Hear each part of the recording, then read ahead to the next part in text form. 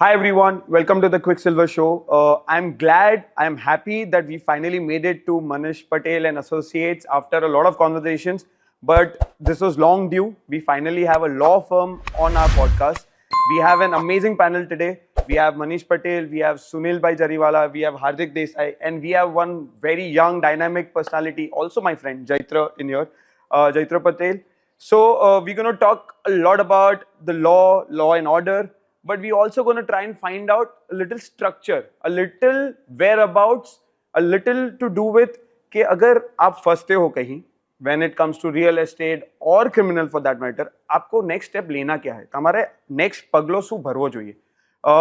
We're gonna have them. We're gonna discuss a lot of good facts, hopefully some fun facts, after watching which you guys would be inspired to get into the field or at least know the whereabouts, where to find your next law steps.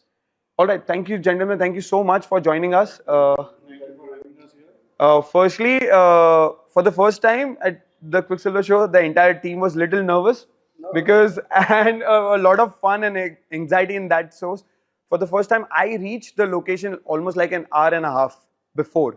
I do not know why, because I really wanted to come across the best possible foot forward, because I think I'm taking a lot of responsibility on myself to at least pass on the right information and knowledge. Thank you. Thank you so much. Let's just start with one thing. Where are we? આપણે અત્યારે law and order ના judiciary system માં, whether it is Surat, Gujarat or India, whatever your opinion is, આપણે ક્યાં છીએ? Where are we right now?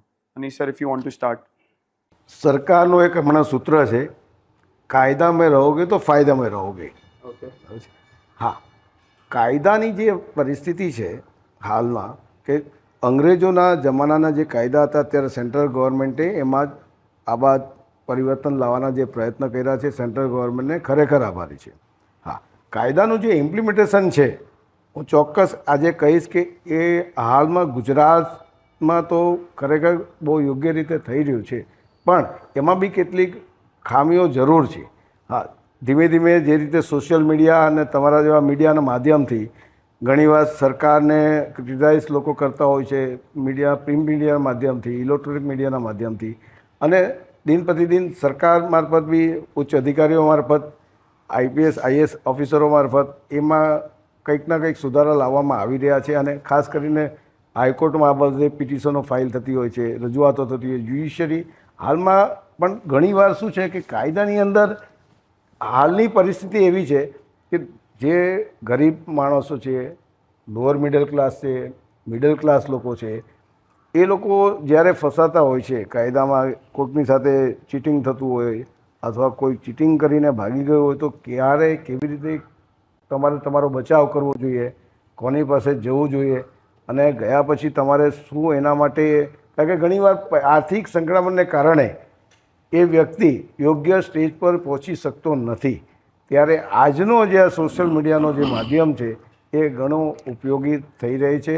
અને અમે એવું માનીએ છીએ કે આ જે ઇમ્પ્લિમેન્ટેશન કરવાનું છે જે તે અધિકારીઓએ, એમાં પણ આમૂલ પરિવર્તનની એટલા માટે જરૂર છે કારણ કે ઘણીવાર ગરીબ માણસોને જ્યાં સુધી મીડિયા ટ્રાયલ વસ્તુ બનતી નથી ત્યાં સુધી ન્યાય નથી મળતો. એ નરી વાસ્તવિક વાત છે. અમે તો ગ્રાઉન્ડ રોડ પર અમે લોકો તો ઘણું બધું કામ કરી રહ્યા છે. ને અમારા ત્યાં જ એક સિદ્ધાંત છે વોઇસ ઓફ મોરલ્સનો, જે અમારી વકીલાતની પરિભાષાનો અમારો જે એન્ટાયર પિરામિડ છે, તે આ જ વોઇસ ઓફ મોરલ્સના સિદ્ધાંત પર અમારું આ એમ્પાયર ઊભું કર્યું છે. અને અમે તમામ એસોસિએટ એડવોકેટ્સનો એક પ્રિન્સિપલ છે, જે વિક્ટિમ્સ છે એને હર કોઈ સંજોગમાં ન્યાય અપાવવો, ગમે તે થઈ, ગમે ત્યાં રજૂઆત કરવી પડે. અને એના માટે અમે ક્યારેય પણ એવું ફીનું અમારું સ્ટ્રક્ચર એવું નથી રાખ્યું. ખાસ કરીને જ્યારે કોઈ ગરીબ માણસો આવે, વિધવા મહિલાઓ આવે અથવા બીજા એવા વિક્ટિમ્સો આવે જેને અમે કોઈ પણ સ્ટેજ પર મદદરૂપ થવા માટે અને કોઈ પણ સ્ટેજ પર રજૂઆત કરવા માટે અમારો એસોસિએટ કટિબદ્ધ છે. અને રહ્યો સવાલ કાયદાનો, આ તો બહુ મોટો ડિબેટનો એક પ્રશ્ન છે તમારો, કારણ કે જ્યુડિશિયરીમાં અત્યારે એટલી બધી અલગ અલગ વિચારધારાઓ છે, લોઅર જ્યુડિશિયરીમાં, સેશન્સ કોર્ટમાં, હાઈકોર્ટમાં બી, કારણ કે અમુક જજીસોના અમુક અલગ વ્યૂઝ હોય છે. એટલે ઘણીવાર અમે જે ઈચ્છીએ છીએ એ પ્રમાણેનો સમય મર્યાદામાં ન્યાય નથી મળતો ત્યારે અમે નાસીમાત બી થઈ જતા હોય છે. પણ અમે અમારું એક સૂત્ર છે, ક્યાંય પણ હારવું નહીં, ડરવું નહીં, થાકવું નહીં, નાસીપાત થવું નહીં. મક્કમતાથી આ ફિલ્ડ જ એવું છે, આ નોબલ પ્રોફેશન છે, આ ફિલ્ડ જ એવું છે. તમારે પેશન્સથી તમારે તમારા ક્લાયન્ટને ન્યાય મળે ત્યાં અંતિમ ક્ષણ સુધી એના માટે જે અલગ અલગ માર્ગો છે, કારણ કે જે તમે યોગ્ય વિક્ટિમ છે યોગ્ય માર્ગ પર ચાલશે તો સરળતાથી એને ન્યાય મળી શકશે. અને સરકારે પણ અલગ અલગ માધ્યમને જે સેવાભાવી સંગઠનો છે આજે એ લોકોનો ઉપયોગ કરીને કાયદામાં જેટલા ગુનાઓનું પ્રમાણ જે વધી રહ્યું છે તે ઘટે, એ અટકે અને એના માટેની એક આખી સિસ્ટમને સંચાલિત કરવી જોઈએ, મારું એવું દ્રઢપણે માનવું છે. કારણ કે NGO એ એવી વ્યક્તિ એટલે સુરતમાં નહીં, ગુજરાતમાં નહીં, સાઉથ ગુજરાતમાં નહીં, ગુજરાતમાં એટલી બધી સારી સારી મોટી NGO છે. એનો વ્યવસ્થિત રીતે તમારા સહકાર લઈને એની સાથે તેવી NGO સાથે સહકાર લઈને તમે જો કાયદાને કંટ્રોલ આવા લો એન્ડ ઓર્ડરને કંટ્રોલ કરી શકતા હોય તો એવી બી મારી એક સજેશન રહેશે કે તમે આવા NGOનું બી ખાસ પીઠબળ બહુ મોટું છે, ગુજરાત રાજ્યમાં ઘણું મોટું છે, તો એ આખા દેશમાં એક મોડલ રાજ્ય બને એવું બી અમારા માધ્યમથી અમે સરકારમાં આ બાબતે બી રજૂઆત કરનાર છે ભવિષ્યમાં બી. કાયદો અને વ્યવસ્થા, મૂળભૂત રીતના એ વસ્તુ આપણે જોવી જોઈએ કે કાયદો કોને માટે બનાવેલો છે, ક્યારે બનાવેલો છે, તેની સમય મર્યાદા ખૂબ અગત્યની છે. હિન્દુસ્તાનની આપણે વાત કરીએ તો હિન્દુસ્તાનની અંદર ફર્સ્ટ રિવોલ્યુશન 1957માં આવ્યું, ત્યાર પછી 1882થી કાયદો બનાવવાની શરૂઆત કરી તે અંગ્રેજોએ કરેલી હતી. અંગ્રેજોએ એ લોકોના પોતાના ફાયદા માટે, એ લોકોની રૂલિંગ સ્ટ્રક્ચરને સપોર્ટ કરવા માટે એ લોકોએ કાયદા બનાવેલા હતા. અલ્ટિમેટલી એ સારું હતું કારણ કે આપણે બહુ દેહાતી હતા આપણો દેશ જે તે સમયે, કારણ કે એ આપણે માટે કાળો સમય હતો, 200-500 વર્ષનો, જે 1100 પછીનો જે સમય હતો તે હતો. પણ સમય જતાં કાયદામાં બદલાવ લાવવો જરૂરી છે કારણ કે સમાજ વ્યવસ્થા બદલાઈ છે. આજે આપણે મોબાઈલ વાપરીએ છીએ તો મોબાઈલની અંદર અપગ્રેડેશન આવે છે દર 6 મહિને, તો કાયદાની અંદર અપગ્રેડેશન આવતા સદી થઈ ગઈ તો પણ હજુ અપગ્રેડેશન નથી આવતું. તો જેમ જેમ સમાજ વ્યવસ્થા બદલાઈ છે, લોકોના વ્યવહાર બદલાઈ છે, તેમ તેમ એ વસ્તુમાં બદલાવ આવવો જોઈએ. સાયબર ક્રાઇમ એ આજે નવી સંશોધનનો વિષય બની ગયો છે કારણ કે આ બાબતનો કાયદો હતો જ નહીં, એ અત્યારે નવો બન્યો છે, ફૂલ ફ્લેજમાં છે. તો એમાં જે બદલાવો લાવે છે તેવા દરેક કાયદાની અંદર ફાસ્ટ અને સમય અને સમાજને અનુરૂપ બદલાવ લાવવા જરૂરી છે. હવે સમય પાકી ગયો છે, હવે એમાં રાહ જોવાય એવી નથી. હા, તમારો પ્રશ્ન ખરેખર બહુ સારો છે. લો એન્ડ ઓર્ડર મેન્ટેન થાય એ રીતે શક્ય છે. સાથે સાથે જરૂરી એવું છે, આપણું બંધારણ ખૂબ જ સારું છે અને બંધારણના આધારે જે કાયદાઓ ઘડાયા એ પણ ખૂબ જ સારા છે. પ્રશ્ન આવે છે કે એને એક્ઝિક્યુશન કરવાનું, તો એના માટે જે ઓફિસર્સ છે અથવા જે નોમિનેટ થયા છે એ કેટલી જવાબદારીથી એનું કામ કરી રહ્યા છે તો એ મેન્ટેન થશે. અને એ જ્યાં સુધી એમાં ખામીઓ રહેશે ને ત્યાં સુધી લો એન્ડ ઓર્ડર મેન્ટેન કરવા માટે કોઈક ને કોઈક તકલીફો આવવાની છે અને એ સહન કરવું પડશે આપણા જનરલ પબ્લિકે. એટલે વસ્તુ બધી સારી છે, હું કહું વેલ મેનેજ છે. સુનિલ સરે જે વાત કરી ને સાયબર ફ્રોડ, ડિજિટલ ફ્રોડ અત્યારે વધવા લાગ્યા છે. ઇવન રિસન્ટલી મારે એક કામથી જે બેંગ્લોર જવું પડેલું હતું એમાં એવું હતું કે એક કપલ હતું અબાઉ 70 યર્સનું, એને આવી રીતે ડિજિટલી એરેસ્ટ કરી દીધા અને એમને કંઈક એમની છોકરી કે એવા ફોરેન રહેતા હશે તેની પાસેથી કે મારે FD બ્રેક કરાવી છે તો કન્સેન્ટ આપ, અને કંઈક એમણે બી કંઈ પૂછ્યું નહીં કે વોટ એવર, અને 9 કરોડ રૂપીસ એમના એ થઈ ગયા. ધીરે ધીરે લઈ લીધા એવા બેંકમાં. હવે ઘણી વખત બેંકમાંથી બી એવું બધું થતું હોય છે કે એ લોકોને ટાર્ગેટેડ કામ કરવાનું, તમે એકાઉન્ટ્સ લઈ આવો, કોઈ બી રીતે લઈ આવો, કંઈ બી કરો. એટલે આ બેંકના જેવું અમારે ત્યાં જ્યુડિશરીમાં બી ટાર્ગેટેડ કે ભાઈ તમારે 3 મહિનામાં આટલા કેસો નિકાલ કરી જ દો. એટલે હવે કેવી રીતે કોને કહેવા જઈએ એમ કે જજોને બી એવું પૂછે ભાઈ કે શું થયું, આ કેમ જૂના કેસો છે. સાચી વાત છે, એ બી આપણે જોવાનું જ છે કે ભાઈ આટલા બધા કેસો લંબાઈ રહ્યા છે તો એ બી ના લંબાવવા જોઈએ. પણ બધા એકબીજાની જોડે કનેક્ટેડ છે. તો ત્યારે કોઈક બી એક ડિપાર્ટમેન્ટની એ હશે ને તો એના કારણે બધા ડિસ્ટર્બ થશે. એટલે કંઈક એવું કરવું જોઈએ કે જેથી કરીને ઓલ ઓવર બધા જ એમાં સપોર્ટ કરે, જનરલ પબ્લિકથી માની બધા જ. જ્યારે મારી બી કોઈ ફરજ છે તો એ હું બી નિભાવું. મને મારો બંધારણનો હક જોઈએ છે તો મારે બંધારણની જે ફરજ છે તો એ પહેલી હું પૂરી કરું તો હશે. હું બધાને કયા કરીશ આ એવું નહીં, શરૂઆત હું મારાથી કરું, એ વધારે જરૂરી છે. હું તો મારા કરિયરમાં I am very early right now. I recently graduated my master's and came back to India.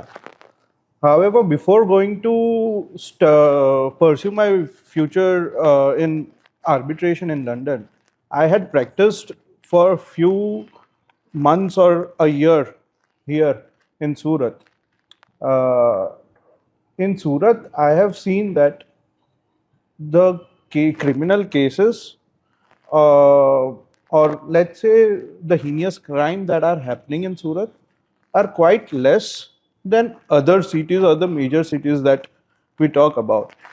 Today, of course, law and order, police એમનું કામ કરે જ છે અને કોર્ટ્સ બી એમનું કામ કરે જ છે, and everyone are trying their best to maintain the law and order in the society. But more than courts and more than police, it is our responsibility as well to maintain the law and order. Police ક્યારે કામ કરે, court ક્યારે કામ કરે? જ્યારે crime થાય. Crime થવા જ કેમ દેવું? એટલે it is more about our conscience and our responsibility towards society to maintain law and order rather than only of police and the justice system. Now, recently, આપણી લોક અદાલત રેકોર્ડ નંબર કેસીસને સેટલ કર્યા છે recently. નાઉ courts અને સરકાર promote કરે જ છે અને મોટિવેટ કરે જ છે લોકોને કે તમે નેગોશિએટ કરો, તમે સેટલમેન્ટ કરો. એનાથી બે વસ્તુ થાય, એક તો ક્રાઇમ રેટ ઓછો થાય છે અને લોકોના રિલેશન્સ બી સચવાઈ જાય છે. Right. So I really appreciate the efforts of the government and the justice system to maintain the law and order and also to uphold the constitution of our India and to safeguard not only the rights of the people but also the relations among our friends and family. Right. I mean, it is very interesting what he said. Basically, if આપનો દેશ જોઈએ, our foundation is Sanskritik, our foundation is relationships, family, the joint family systems, or we go back to the huge families that we always been having. I think you pointed out something really nice. Coming back, I have this stat somewhere in terms of development. Our city is the top in India currently. We are close to 9.8 development percent much, along with cities like Nagpur, Chandigarh and cities like them. I really want to understand where are we when it comes to law and order, and what are the types of crimes that you guys go through? કેવા ટાઈપના તમારી પાસે cases આવે છે? એને secondly, how safe are we as a city when it comes to the kind of clients that you get or the kind of cases that you see or you hear? The other day we had a little chat. The kind of things are happening, it is unimaginable. I really am interested, what are the sort of crimes that are happening? What will happen is, if people are watching, they can understand કે આવું કંઈક અહીંયા અમે સાંભળ્યું હતું, આપણી સાથે આવું નહીં થઈ જાય. ફોર્ચ્યુનેટલી પછી એમાં બીજા એડવોકેટ અપિયર થયા કે ચિરાગ ગોટી કરીને જે ક્રિમિનલ માસ્ટર ક્રિમિનલ છે અહીંયા સુરતમાં, એના વિરુદ્ધ ઘણા ગંભીર પ્રકારના ગુનાઓ હમણાં સરકાર સુરત પોલીસે દાખલ કર્યા છે ને સમાજમાં સોસાયટીમાં જોરદાર ચોક્કસ દાખલો બેસાડ્યો છે. We appreciate the police commissioner of Surat city because કે આ ચિરાગ ગોટીએ પોતાના પાર્ટનરને એક ડ્રગ્સ કેસમાં ખોટી રીતે ફસાવી દીધો. પોલીસને ઇન્ફોર્મેશન આપવામાં આવે છે કે આ કારમાં આ વ્યક્તિ પસાર થઈ રહ્યો છે ને એની કારમાં ડ્રગ્સ છે. પોલીસની પણ એમાં કશે ને કશે નેગ્લિજન્સી હશે એવું મારું માનવું છે. After that the guys was arrested, he was innocent, અને એને ઘણા મહિનાઓ સુધી જેલમાં રહેવું પડ્યું. પણ આફ્ટર ઓલ ત્યાર પછી જ્યુડિશિયરીમાં બી રજૂઆત કરવામાં આવી સરકાર તરફે, ઇન્વેસ્ટિગેશન ટ્રાન્સફર કરવામાં આવ્યું. ઇન્વેસ્ટિગેશન ટ્રાન્સફર કરીને ઉચ્ચ આઈપીએસ ઓફિસર, ડીસીપી કક્ષાના ઓફિસરે આખી હાથમાં બાજી સંભાળી. પોલીસ કમિશનરે ખુદ ઇનિશિયેટ લીધું, સરકારમાં રજૂઆતો થઈ. પછી ખબર પડી કે હી વોઝ ઇનોસન્ટ, અને જે ઇનોસન્ટ ગાય હતો એ કેટલા મહિનાઓ સુધી જેલમાં રહ્યો, એકદમ આખું પરિવાર છિન્ન ભિન્ન થઈ જાય એમ હતું. પણ આજે મીડિયા જાગૃત હતું, પોલીસ જાગૃત હતી, સરકાર જાગૃતિના કારણે છેલ્લે જે વિક્ટિમ્સ એને ન્યાય મળ્યો. એ એકચ્યુઅલી જે વિક્ટિમ્સ હતા પહેલાં એના પરિવાર અમારી પાસે જ આવેલા. મેં હાર્દિકભાઈ દેસાઈ અમે લોકો પ્રોપરલી એમને એડવાઇસ કર્યું, ગાઈડ કર્યું કે તમે ગભરાશો તો ડરશો નહીં, ને આવા વિક્ટિમ, આવા જે ક્રિમિનલ્સ છે એના વિરુદ્ધ સખત હાથે કામ લેજો, અને જ્યાં અમારે સપોર્ટ પડશે અમે તમને ચોક્કસ સપોર્ટ કરીશું. એટલે આ પ્રકારના જે વિક્ટિમ્સો હોય છે ને, ખાસ કરીને અમારી પાસે પ્રોપર્ટી રિલેટેડ વિક્ટિમ્સો બી ઘણા બધા આવતા હોય છે કે જે લોકોની જમીન, કારણ કે આજે હાર્ડકોર ક્રિમિનલ ક્રાઇમ વાળા કરતાં વ્હાઇટ ક્રિમિનલ ક્રાઇમ્સ કરવાવાળા લોકો ઘણા બધા વધી ગયા છે આ સોસાયટીમાં. કારણ કે કરોડોની મૂલ્યની જમીનો એ લોકો આજે શું છે કે ઘણી બધા લોકોની ભોળપણનો ગેરલાભ લઈને આજે આ બધા ક્રિમિનલ્સ, જે લોકોને એની ડિગ્રીની કોઈ જરૂરત નથી કે દલાલી કરવાની કોઈ ડિગ્રી નથી હોતી, એ લોકો સાતબાર લઈને ગમે તે રીતે પેલા ઘોડા ખેડૂતોને કંઈક જે જરૂરિયાત હોય થોડા ઘણા પૈસાની, લગ્ન પ્રસંગે, ધંધાકીય પ્રસંગે, અન્ય કોઈ જરૂરિયાત નથી. સરસ ઉદાહરણ હોય આવું કોઈ ક્લાયન્ટનું તો અમારી પાસે એટલા બધા કેસીસો આજે અમારી પાસે ફાઇલ મૂકવાની જગ્યા નથી, એટલા બધા કેસીસો છે કે અત્યારે એક પૂર્ણાંક ઉમરિયાની અંદર અમે એક કેસ ક્રાઇમ બ્રાન્ચમાં ગુનો દાખલ કરાયેલો. ઓનલી 11 lakhs રૂપીસ અમારા ક્લાયન્ટને આપવામાં આવેલા. Only 11 lakhs. મુકેશભાઈ રણછોડભાઈ પટેલ છે એમનું નામ છે, જે વિક્ટિમ્સ છે. એમને અમે પછી પોલીસ કમિશનર શ્રીને રજૂઆતો કરી, એમણે ક્રાઇમ બ્રાન્ચમાં ગુનો દાખલ કર્યો. At least around 10 people was arrested in that crime, અને બધા they were behind the bar for the long time. Up to supreme court અમે અમારા ક્લાયન્ટ તરફથી રજૂઆતો કરી. જે લોકોને બેલ નામદાર ગુજરાત હાઈકોર્ટે આપેલા એ લોકોના બેલ બી અમે સુપ્રીમ કોર્ટ જઈને કેન્સલ કરાવી લાવ્યા.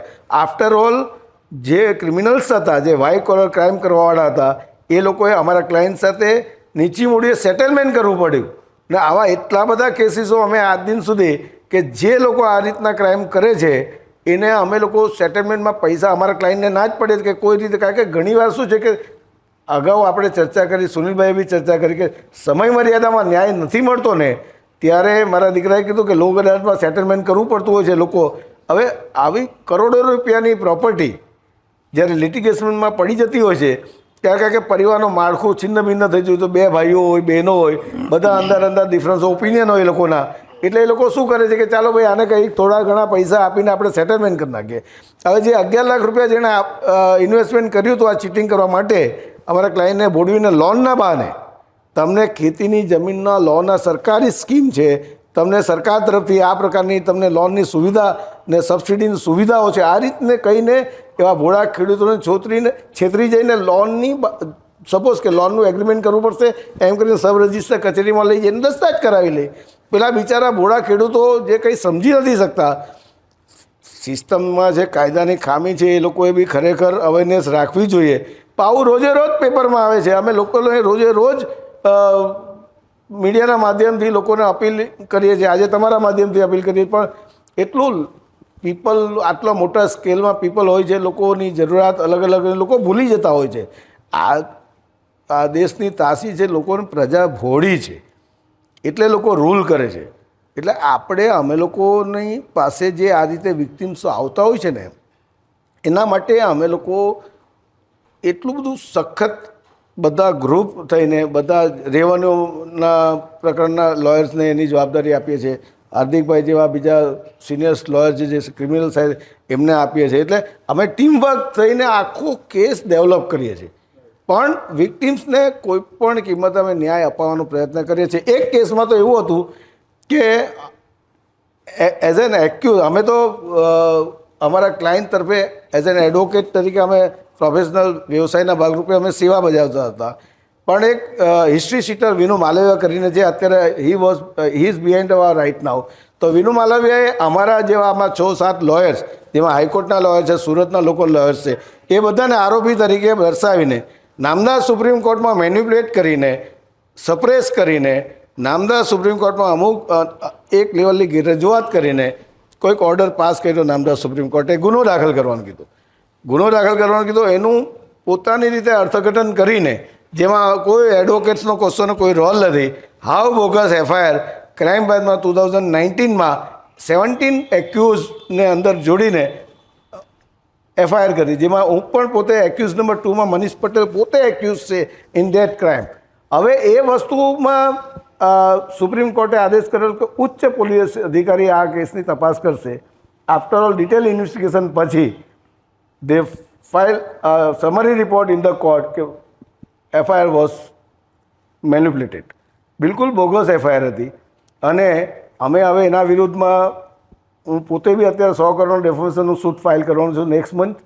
હું એના વિરુદ્ધ પ્રાઇવેટ ક્રિમિનલ કમ્પ્લેન ફાઇલ કરવાનો છું નેક્સ્ટ વીક. એના વિરુદ્ધ એના સાથે જે મળતિયા પોલીસ ઓફિસર હતા, એટલે સિસ્ટમમાં ઘણીવાર ખામી છે કે અમુક પોલીસ ઓફિસરો કે બીજા ઓફિસરો આ રીતે જે આવા ક્રાઇમ કરવાવાળા વ્યક્તિઓ સાથે મળી જતા હોય છે ને, એના વિરુદ્ધ સરકાર ઘણીવાર શું છે કે સરકારની આ સિસ્ટમ એવી છે કે ભાઈ એવા અધિકારો વિરુદ્ધ અમે રજૂઆતો કરતા હોય છે, પછી એ તો શું છે કે લોંગ લાસ્ટિંગ પ્રોસિડિંગ છે, એવા અધિકારીઓને સાઇટ પોસ્ટિંગ કરીને બધું કરે, પણ એ લોકો વિરુદ્ધ સ્ટ્રેન્ડન એક્શન નથી લેતી સરકાર. એને કારણે સમાજમાં એક દાખલો નથી બેસતો. ને અમારા જેવા જે લોયર્સ છે કે અમે જે પ્રિન્સિપલી અમે કોઈ પણ દિવસ ચૂક નથી કરતા, યુટર્ન નહીં મારતા, કોઈ દિવસ ડરતા ગભરાતા નથી. એનો આ સૌથી મોટો એક ઉદાહરણ છે કે આવા જે હિસ્ટ્રી શીટર વિનુ માલવિયા જેવા ક્રાઇમ કરવાવાળા ઈસમો છે, એના વિરુદ્ધ અમે મક્કમતાથી લડી રહ્યા છે. ને અનેક કેસીસોમાં, હું લગભગ 10 થી 12 કેસીસોમાં એના અગેન્સ્ટમાં મેં એને, હી વોઝ બિહાઇન્ડ ધ વાત 28 months, ફોર ધ 28 months.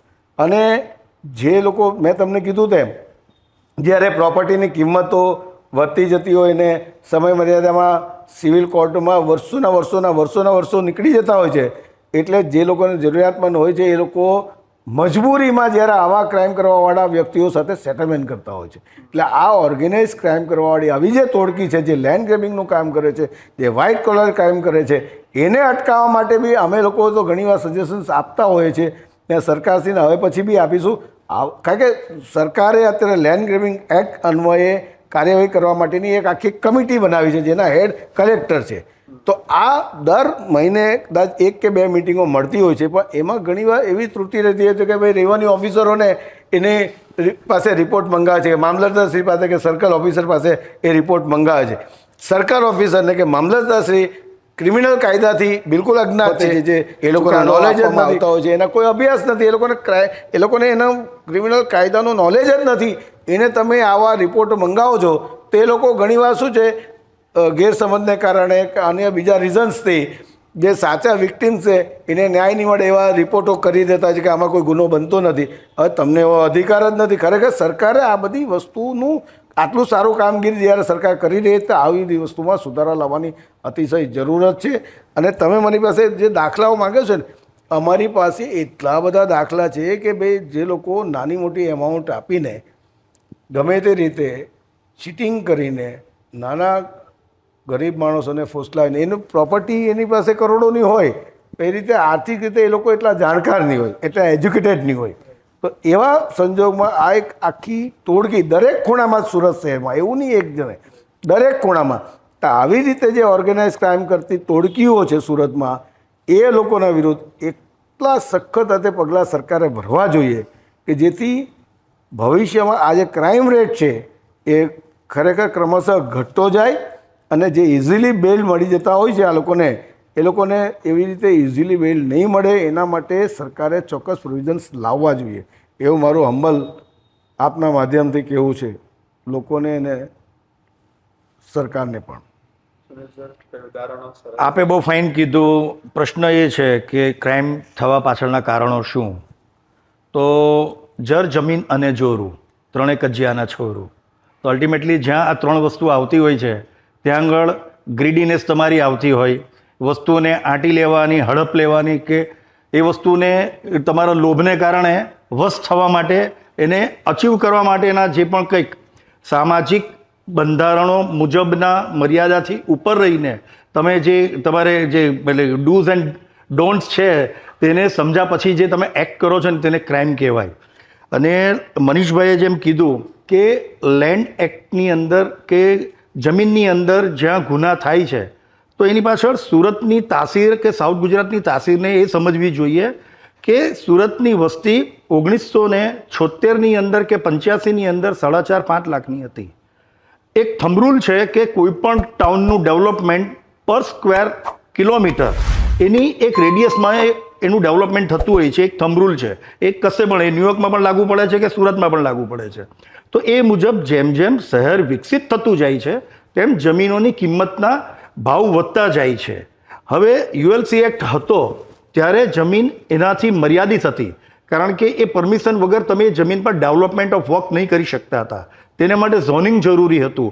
તો સુડા એના માટેના ઝોનિંગ નક્કી કરતી હતી.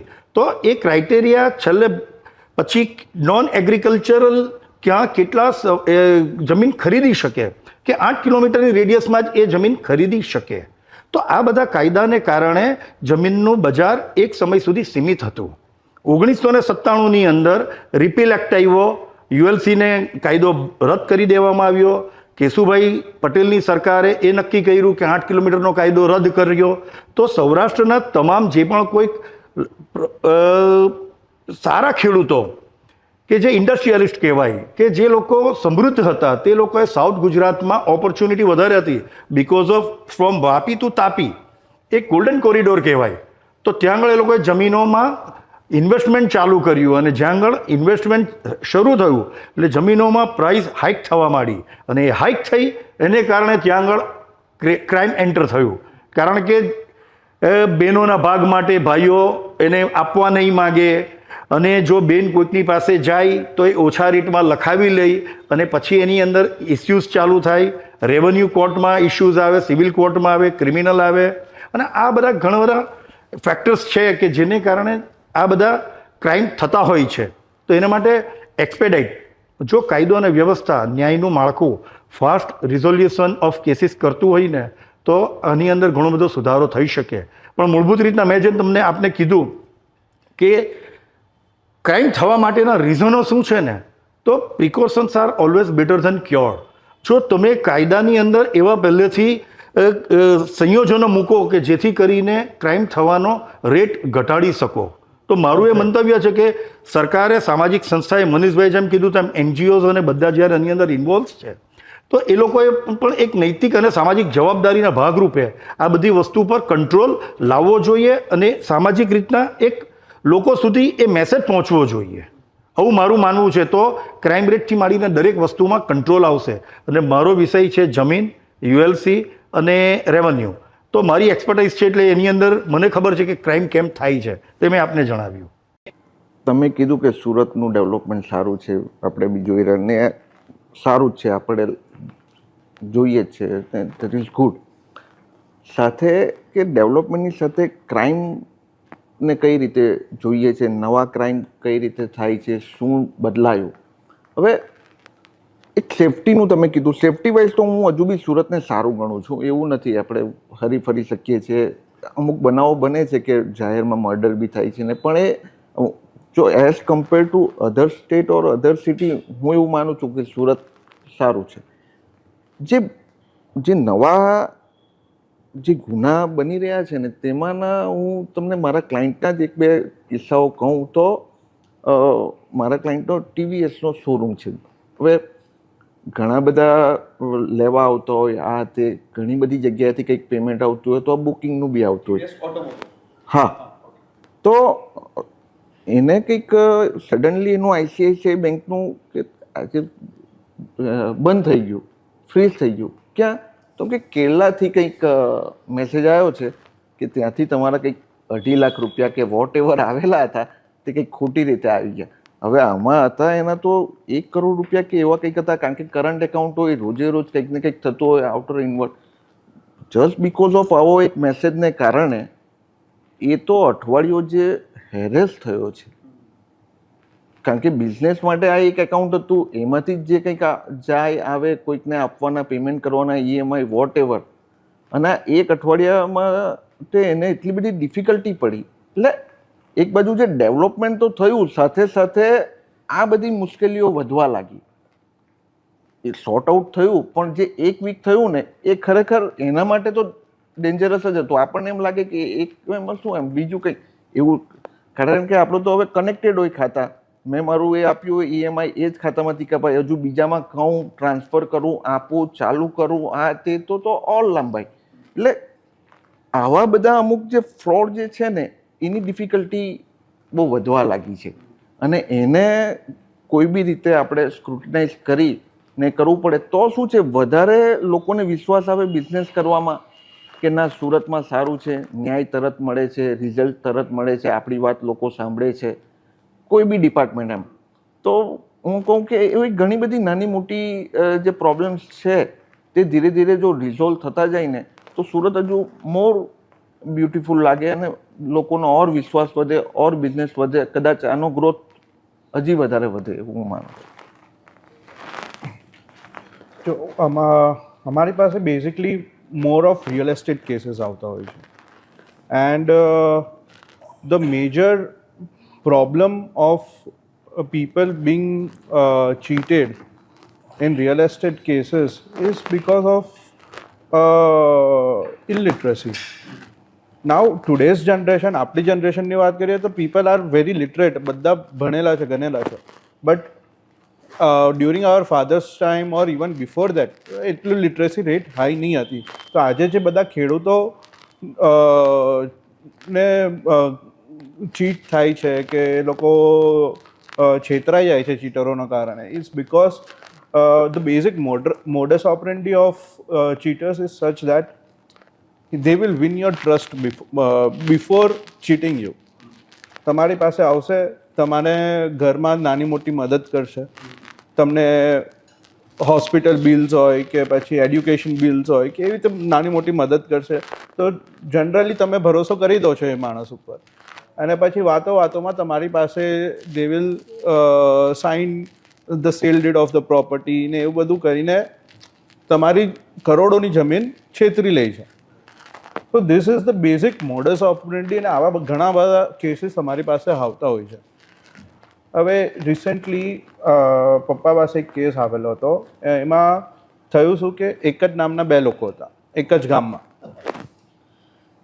હવે મારું નામ છે જૈત્ર મનીષ પટેલ, હવે ફોર એક્ઝામ્પલ આ જ ગામમાં બીજો કોઈ જૈત્ર મનીષ પટેલ છે અને એ ગુજરી ગયા છે, તો હું મારી પેઢી નામું બનાવીને હું એની પ્રોપર્ટીમાં કરપ્શનના કે કોઈ બી XYZ રીઝનના લીધે ઘૂસી ગયો.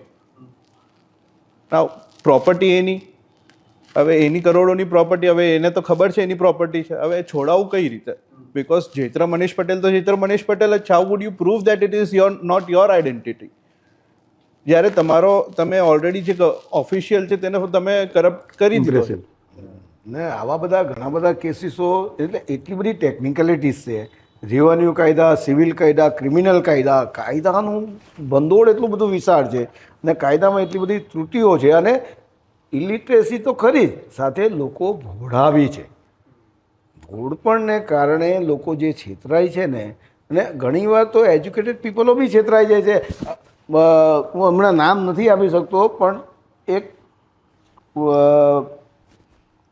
સણિયા અહેમદ પાસેના એક NRIની કરોડો રૂપિયાની જમીન, અમેરિકન સિટીઝન્સ છે, બધું છે, પણ એક એવા ઈસમે આ જગ્યા, એને મારા દીકરાએ કીધું તેમ તમારા ઘરમાં તમને મદદ કરે, ફેમિલી ફંક્શન્સમાં હાજર રહે, એને લિટરલી ભાઈ બનાવેલો. રાખડી બાંધતી હતી પેલી બેન, અને એ બેનની રાખડી બાંધવામાં તો બધું લખાવી લીધું, એના ભાઈનું લખાવી દીધું, બધાનું લખાવી દીધું, પછી બી દરકાર નથી લેતો. ને એ વ્યક્તિના તો પોતાના એટલા કાન કે એના સગા ભાઈઓ સાથે ઓફેન્સ રજીસ્ટર થયા, અને સૌથી મોટી ખામી કહું તો સાહેબ, એ બેન વોઝ સુસાઇડ.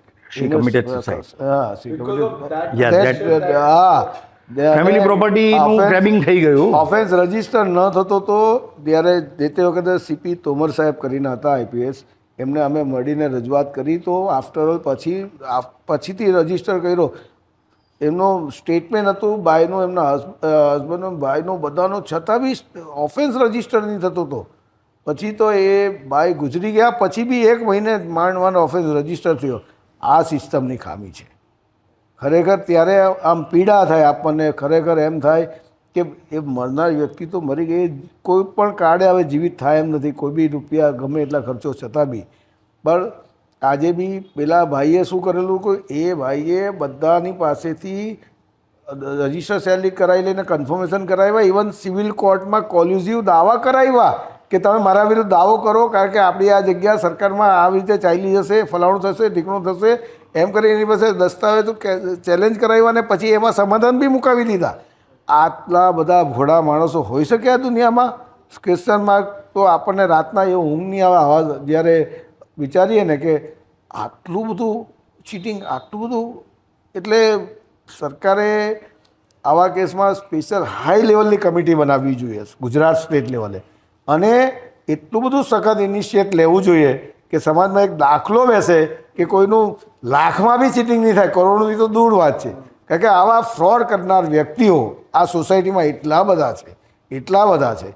ટેક્સટાઇલમાં, કાપડમાં લોકો લઈ જાય છે, ભાગી જાય છે. સરકારમાં એ તો ટેક્સટાઇલમાં એક સંગઠિત રીતે એક યુનિટી બની છે ને જ્યારે પોલીસ કમિશનર સાહેબ અને ડીસીપી કક્ષાના અધિકારીશ્રીઓ સમયાંતરે આ બધી હાઈ લેવલની મિટિંગો કરે છે ને એમાં ગુનાઓ પર કાબૂ મેળવવાનો પ્રયત્ન કરે છે. અને અત્યારે મારી જાણકારી મુજબ એમાં ઘણો કંટ્રોલ થયો છે. જે લોકો આ રીતે ગુનાઓ કરે છે એના વિરુદ્ધ સુરત પોલીસ આપણા સખત પગલાં ભરી રહી છે. તે ખરેખર આનંદની વાત છે. એટલે અમારી પાસે આ રીતે જે વિક્ટિમ્સ અલગ અલગ રીતે જે લોકોનું ચીટિંગ થતું હોય છે, આવી રીતે ફસાઈ જતા હોય છે. ઘણીવાર અત્યારે તો એવા કેસીસો આવે છે. એક કેસીસમાં સુનિલભાઈના નજીકના એક મિત્રનું અત્યારે આખી એક ગેંગ છે જેણે આ રીતે કોઈ મહિલાને, કોઈ લેડીને કોઈ રીતે સંપર્ક કરે, પછી હની ટ્રેપમાં ફસાવે છે ને હની ટ્રેપમાં ફસાવીને એ લોકોની પાસે સમયાંતરે એટલી મોટી મોટી રકમોનો તોડ કરે છે. અમે જ એક કેસની અંદર બહુ ઇનિશિયેટ લીધું જેનું હની ટ્રેપ થયેલું એ વ્યક્તિને અમે સમજાવી કે તમે ગભરાઓ નહીં, તમે પોલીસમાં ફરિયાદ આપો એક્સટોર્શનની, બ્લેકમેલિંગની આ લોકોના વિરુદ્ધમાં. પણ સામાજિક ડરને કારણે એ વ્યક્તિએ કીધું કે ભાઈ નહીં, મારે પૈસા આપી દેવા છે અને જો આ વસ્તુ મીડિયામાં આવશે તો હું સુસાઇડ કરી લઈશ. કે હવે આ લોકોને આ રીતે હની ટ્રેપના ગુનાઓ બી એટલા બધા બનતા હોય છે. પણ અમુક લોકો ફરિયાદ કરવા આગળ આવે છે, પણ અમુક લોકો તો ફરિયાદ કરવા આગળ આવી જ શકતા નથી બિકોઝ ઓફ સોશિયલ રીઝન. એટલે અમારી પાસે આવી રીતે જ્યારે વ્યક્તિઓ આવે છે અમે એને હિંમત આપીએ જ છીએ ને આવા વ્યક્તિઓની પાસે તો અમે ફીસ પણ નથી ચાર્જ કરતા ક્યારેય પણ. હા, રિયલ એસ્ટેટની વસ્તુ અલગ હોય છે ને આવી વિક્ટિમ્સની વસ્તુ અલગ હોય છે. એવામાં તો અમે ગરીબ માણસો હોય, જ્યારે આદિવાસી પરિવારના અમુક વ્યક્તિઓ અમારી પાસે આવ્યા હોય તો અમે કેટલા બધા આદિવાસીઓની જમીનો અમુક લેન્ડ માફિયાઓ પચાવી પડી એ લોકોને પરત અપાવી છે અમારા એસોસિએશને. ખૂબ મહેનત કરીને PIL સુધી ફાઇલ કરી છે હાઈકોર્ટમાં. ને અમારે જ્યાં અમારી બી એક મર્યાદા હોય છે. સાહેબે કીધું તેમ તમારી પાસે એક સમય મર્યાદા હોય છે કે એનાથી વિશેષ તમે વધારે કામ નથી કરી શકતા. પણ એ તો સારું છે કે અમારા એસોસિએશનમાં આજે 25-30 વકીલો અમારી સાથે એસોસિએટ છે, એટલે કામની અમે વહેંચણી કરી લેતા હોય છે અને એને કારણે અમે અલગ અલગ ડિપાર્ટમેન્ટમાં રજૂઆતો કરી શકતા હોય છે. એટલે એક પ્લેટફોર્મ પર એક છત નીચે અનેક લોકોને ન્યાય મળે એવી સારી અમે આખી એક લો ફર્મ આ બનાવી છે અને સક્સેસફુલી અમે રન કરીએ છીએ. અને અમને આનંદ છે કે અમે આજે રાત અને દિવસ મહેનત કરીને જે લોકો વિક્ટિમ્સ છે એને મદદ કરીએ છીએ. અને એવું કંઈ નહીં, વિક્ટિમ્સ અમુક કેસીસોમાં અમે સારું માર્ગદર્શન આપીએ છીએ કે જે અમુક ટ્રસ્ટ અને અમુક જગ્યાઓ આવતી હોય છે એમાં એને બી અમે હેલ્પફુલ થતા હોઈએ છીએ કે તમે આ રીતે કરો તો તમે અમને પબ્લિક ઇન્ટરેસ્ટમાં અને સોસાયટી માટે કંઈક સારું તમે કામ કરશો. તો એના માટે અમારું વિશલ બ્લોઅર તરીકેનું અમારી જે કામગીરી છે અમે ડંકીકી તોત પર અમે કરતા જ રહીશું.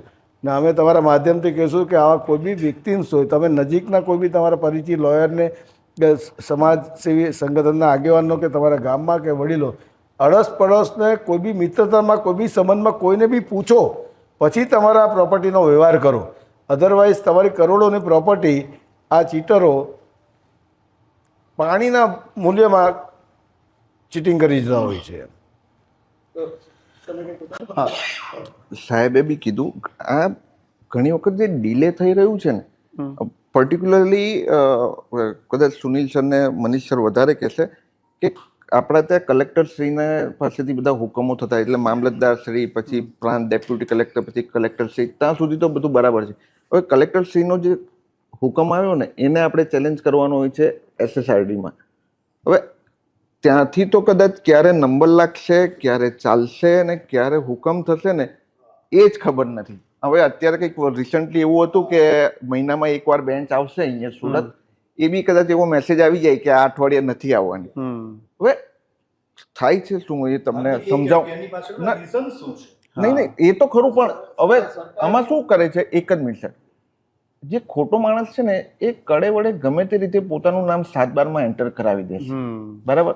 અને સુપ્રીમ કોર્ટે તો બહુ બધી વાર કીધું કે ભાઈ આ મ્યુટેશન એન્ટ્રી છે એને કંઈ લેવા દેવા નથી, એ કંઈ ઓનરશિપનો પુરાવો નથી. પણ જનરલી બધા લોકોને તો શું 7/12માં કોનું નામ છે, એટલે એ લોકોને એવું જ છે કે જેનું 7/12માં નામ છે ને એ માલિક છે, બરાબર. હવે પેલા ગમે તે રીતે કરીને નામ દાખલ કરાવી દીધું, કલેક્ટર શ્રીનો ઓર્ડર બી થઈ ગયો કે ભાઈ આ નામ છે, બરાબર છે.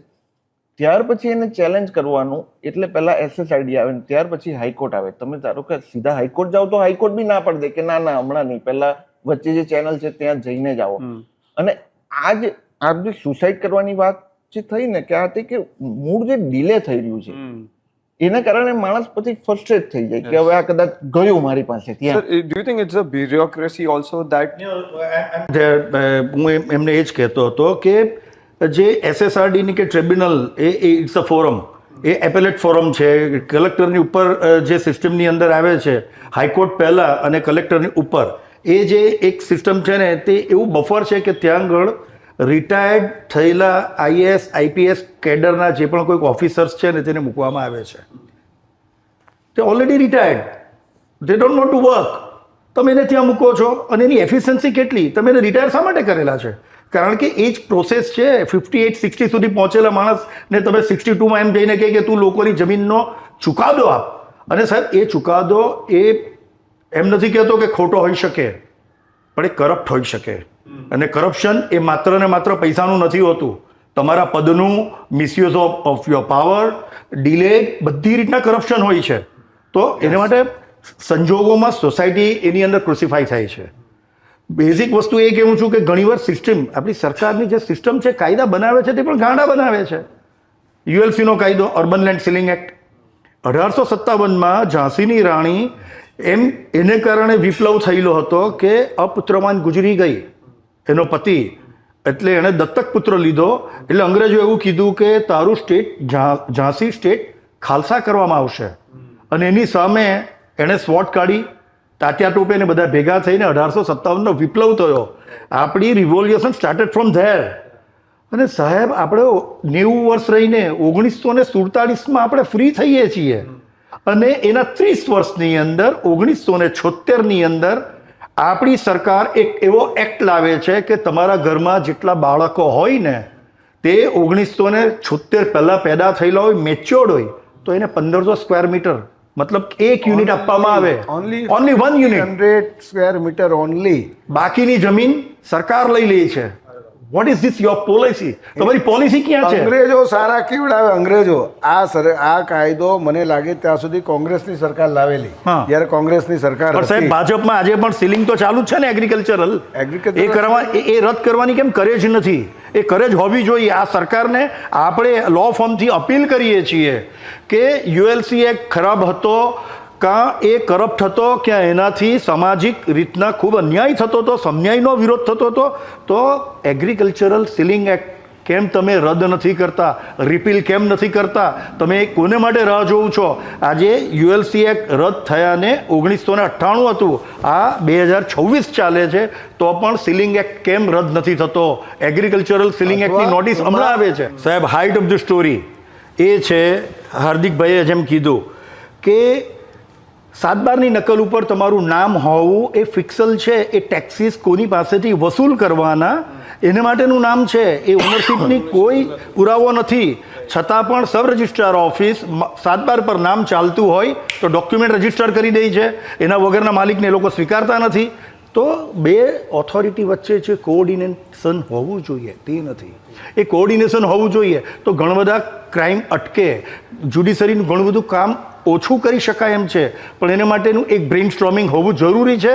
અમારા જેવા લો ફિલ્ડના માણસોને તમે એને માટેની એક ફોરમમાં બોલાવો, કામ કરાવો તો ઘણું બધું ભારણ ઓછું અને તારણ ઓછું કરી શકાય એમ છે. તમે કીધું તો મને એક્ટિવ લો ફોર્મમાં જે કામ કરતા હોય, રિટાયર્ડ નહીં. એક્ઝેક્ટલી.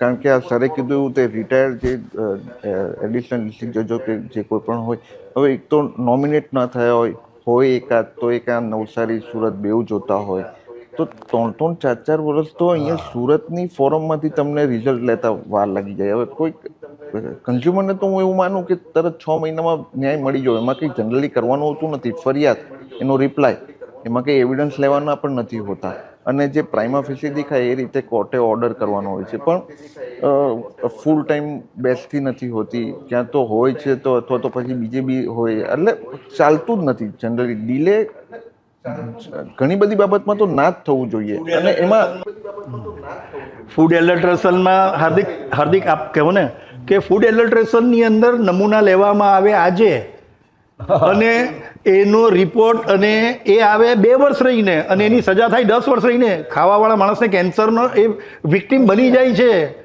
અને કાયદા એકદમ માઇલ્ડ જે. હા, આપણે તો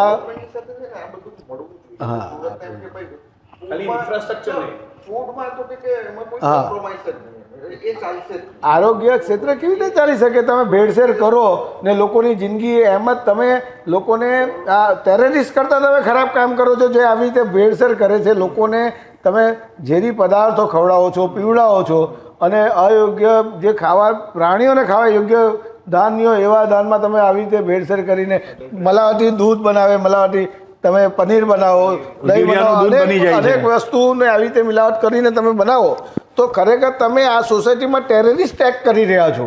સરકારે તો એટલા સ્ટેન્ડર્ડ પ્રોવિઝન્સ આવા લોકો વિરુદ્ધ કરવા જોઈએ કે જ્યાં સુધી ટ્રાયલ ચાલે નહીં ને ત્યાં સુધી જામીન જ નહીં મળવા જોઈએ. સાહેબ, દુકાન બંધ જ રહેવી જોઈએ, સીલ પણ નહીં. દુકાન કેમ માટે બંધ કરી દેવી જોઈએ? એ લોકોના છે તો તેમ જે લોકો ઇનોસન્ટ પીપલ છે, જે નિર્દોષ વ્યક્તિઓ છે, એ લોકોને તમે પહેલાં જુઓ ને. તમે સરકારમાં બેઠા છો, હા, તમે કદાચ બહુ મોટી ઓફિસરો છો, તમે લોકો મોટા ઇન્ડસ્ટ્રીયલિસ્ટ લોકો છો, તમે લોકો કોઈ બી મોટી હાઈફાઈ જગ્યા પરથી તમે વસ્તુ મંગાવશો, તમને વાંધો નહીં આવશે. પણ જે લોઅર મિડલ ક્લાસ છે, મિડલ ક્લાસ લોકો છે, તો તે લોકોને આ રીતે જે આરોગ્ય પદાર્થ નથી થઈ શકતું ને અનેક કેસીસોમાં સૌથી મોટું અમને કોઈ નાસીપાત થવાનું કોઈ કારણ હોય ને આ પ્રોફેશનમાં, તો અમને રોજે રોજ કશે ને કશે કંઈ પેન આપે છે કોઈ જગ્યા પર, તો આ ડિલે વસ્તુ જે છે ને, સાંપ્રત સમાજનું આ સૌથી મોટી ખામી આ સિસ્ટમની, ડિલેની. એને માટે ખરેખર અત્યારે ગઈકાલે અમારી પાસે એક સુનિલ સર પાસે અમારી પાસે એક મેટર આવી.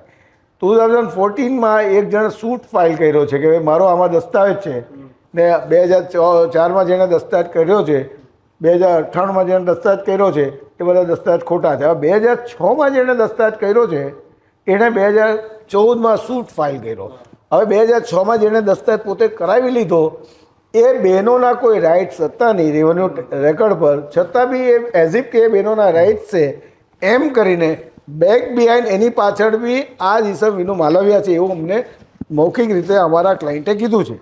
તો હવે એ શું કરે છે કે કાયદાની આંટીકૂટી ઊભી કરીને બહેનો પાસેથી રજિસ્ટર સેલિટ કરાવી લીધો. 2014માં એણે સૂટ ફાઇલ કર્યો. વી આર ઇન 2026, આજે બી પેન્ડિંગ છે. હવે સૂટનો નિકાલ ક્યારે આવશે? એ નિકાલ આવ્યા પછી એની પર અપીલ થશે, એની પર અપીલ થશે, ક્યારે ન્યાય મળશે? એટલે સૌથી મોટી ડિલેની જે આ વ્યાખ્યા છે, એટલે આ પ્રોફેશનમાં લોકો આવતા અચકાય છે. એનું કારણ આ છે કે લોકોને સમય મર્યાદામાં ન્યાય નથી મળતો. અમે પ્રયત્ન કરીએ છીએ કે આવા ઘણા બધા કેસીસોમાં અમે હાઈકોર્ટમાં પિટિશન ફાઇલ કરીએ છીએ કે એક્સપિડાઇટ કરીને ટ્રાયલ ચલાવવા માટે અમે ઓર્ડરો લઈ આવીએ છીએ, ને છતાં પણ ટ્રાયલો નથી ચાલતી. અહીંયા એ નરી વાસ્તવિક ખામી છે આ જ્યુડિશિયરીની, જે આપના માધ્યમથી કહું છું. ડિલે એક્સટોર્શન, મનીષભાઈ અને હાર્દિકભાઈ સાથે જેની આપણે ચર્ચા કરી રહ્યા છે ને તેની અંદર it's a good word, delay extortion. આ બધી છે ને તે વિલંબિત કેસોની ખંડણી વસૂલવાની આ એક આખી મોડસ ઓપરેન્ડી ડેવલપ થઈ રહી છે ને એને કારણે ઘણા બધા કેસો કોર્ટમાં વધી રહ્યા છે. ને સામાજિક સિસ્ટમને આની પર વાંધો, સામાજિક સિસ્ટમ આથી ખોરવાય છે પરોક્ષ રીતે, પ્રત્યક્ષ નહીં તો પરોક્ષ રીતે અનેક રીતે લોકોને આમાં હાર્મફુલ થાય છે, લોસીસ થાય છે. એમાં સરકારને બી લોસીસ હોય છે. સરકાર, કારણ કે આમાં રેવન્યુ જનરેટ થતું હોય છે ને કેટલી બધી વસ્તુઓ તમારે અત્યારે સેન્ટ્રલ ગવર્મેન્ટમાં અત્યારે મોદી સાહેબ રૂલ કરે છે. આપણા પ્રાઇમ મિનિસ્ટર મોદી સાહેબનું એક વિઝન છે કે 2047માં ભારત દેશને વિકસિત દેશ તરીકે જોવા માગે છે. તો મારું સૌથી પહેલું આ પગથિયું હશે કે ઇન્ટરનેશનલ લેવલે તમારે આજે નો ડાઉટ મોદી સાહેબનો ચહેરો ઇન્ટરનેશનલ લીડર તરીકે છે ને છે જ ને રહેશે જ. પણ એમનું જે વિઝન છે 2047નું વિકસિત દેશ, ભારત દેશને વિકસિત દેશની હરોળમાં લાવવા માટેનું, તો જ્યુડિશિયરી સિસ્ટમને ખાસ કરીને એકદમ મજબૂત કરવી જોઈએ. એને પ્રાયોરિટીમાં નંબર ટોપ પર લેવું જોઈએ ને એમાં બી હાઈ લેવલની કમિટી બનાવવી જોઈએ, સ્ટેટ વાઇઝ ને સેન્ટ્રલાઇઝ, અને એનું સ્ક્રુટિનિસ દર મહિને કરવાનું. દર મહિને, વર્ષમાં 4 મિટિંગ કરો, 3 મિટિંગ કરો એવું કંઈ નહીં, દર મહિને એની મિટિંગો બોલાવો. એનો એક એજન્ટ અમુક રિયલ એસ્ટેટ જે કેસીસ છે ને તે ઓટોમેટિકલી એલિમિનેટ થઈ જશે with basic changes in the administration process. Now when I go to sub registrar office to register my sale deed, મારે સ્પેશિયલી એ સેલ ડીડની એન્ટ્રી 7/12માં કરવા જવી પડે છે. Now when India is moving towards technology, India is promoting AI in many different ways. This is a very basic and very normal change that the government can make. If I am going to sub-registrar office to register my sale deed, the entry of that mutation should directly be shown in the 7/12. Right. અગર આ વસ્તુ થાય છે ને તો because આજે બી public છે ને 7/12 જોશે અને કહેશે કે આ જ ઓનર છે. However, the real ownership right of a property is stated by some other document. One of which is sale deed. So આ એક નોમિનલ ચેન્જીસ થઈ જાય એમાં જ કેટલા બધા રિયલ એસ્ટેટ પ્રોબ્લેમ્સ એલિમિનેટ થઈ જશે. સર, તમે આઈ થિંક યુ કોટેડ કે ભોળાપનમાં, એટલે ભોળા હોય છે. Yes people. સર, પણ મારું તો એવું છે, ફોર એક્ઝામ્પલ હું પોતાની જાતને કદાચ હું બહુ ભોળો તો નથી, પણ there is a certain aura of law and system. હું ડરું છું. તમે કીધું whether it's social pressure, whether it's the financial pressure of hiring lawyers or going to law firm or even what is the process.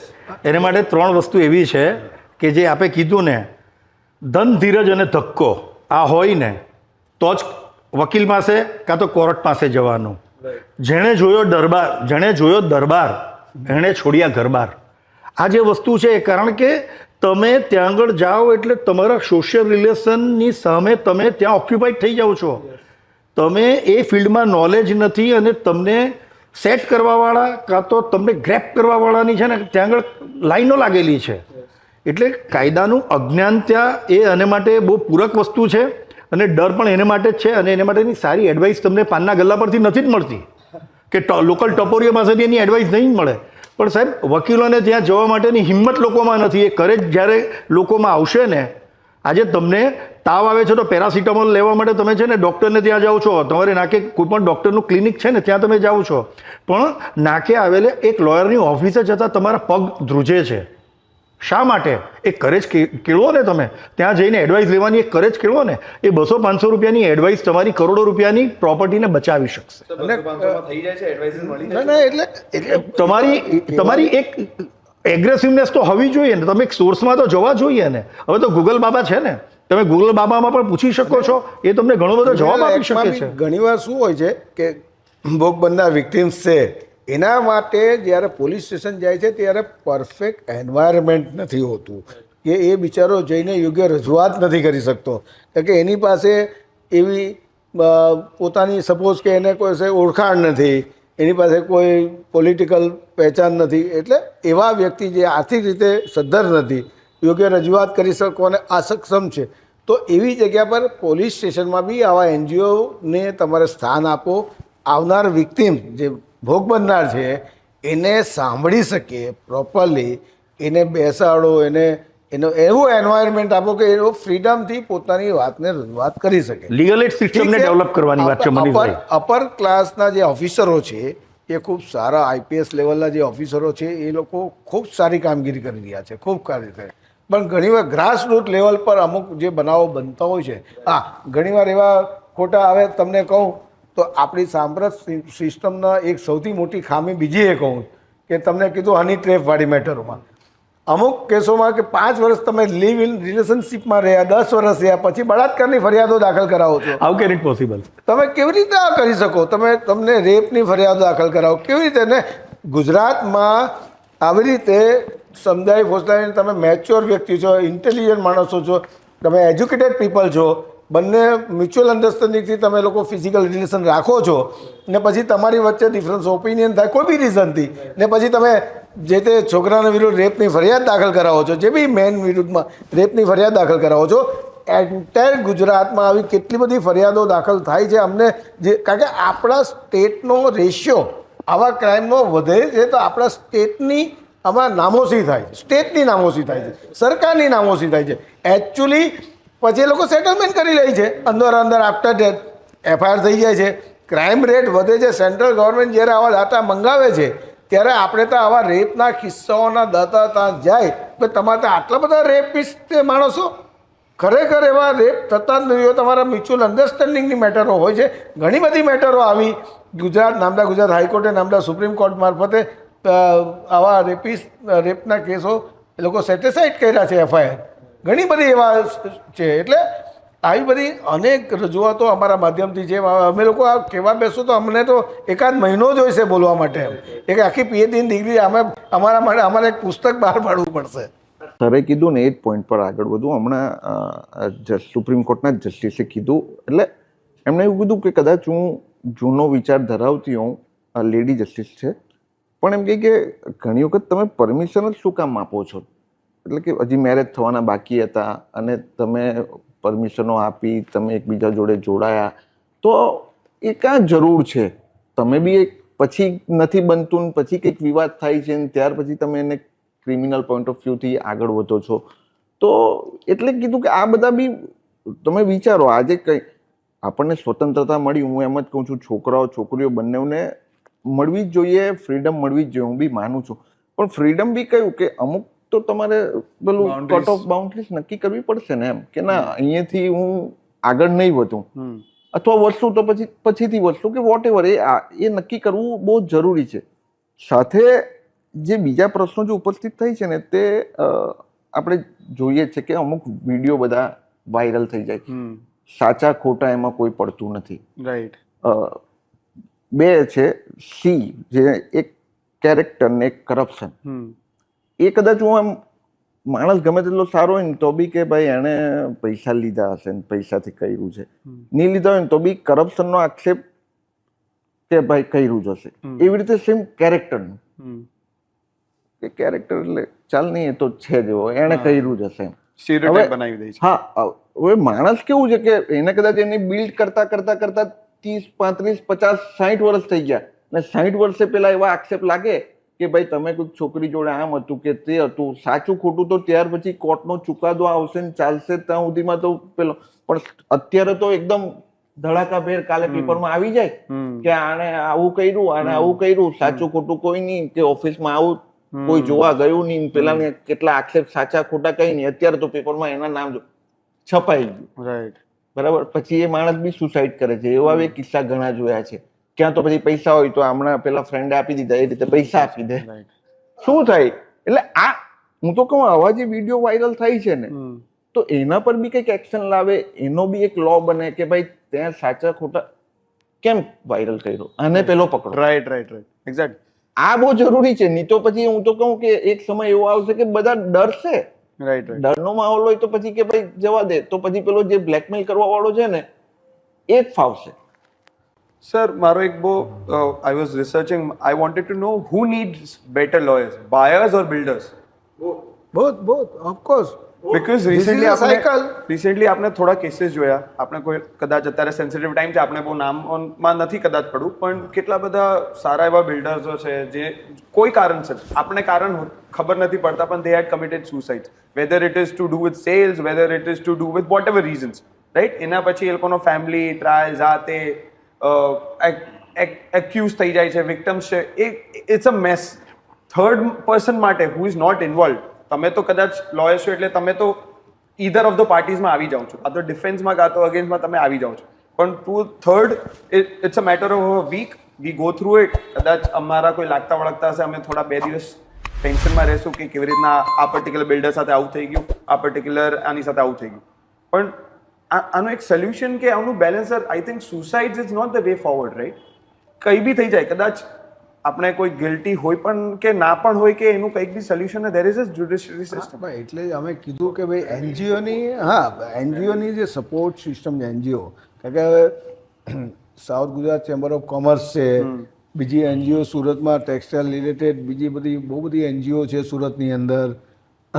અને મેડિએશન centre છે અમારા, તો વકીલાતમાં બી બધે મેડિએશન સેન્ટર છે, બધે છે.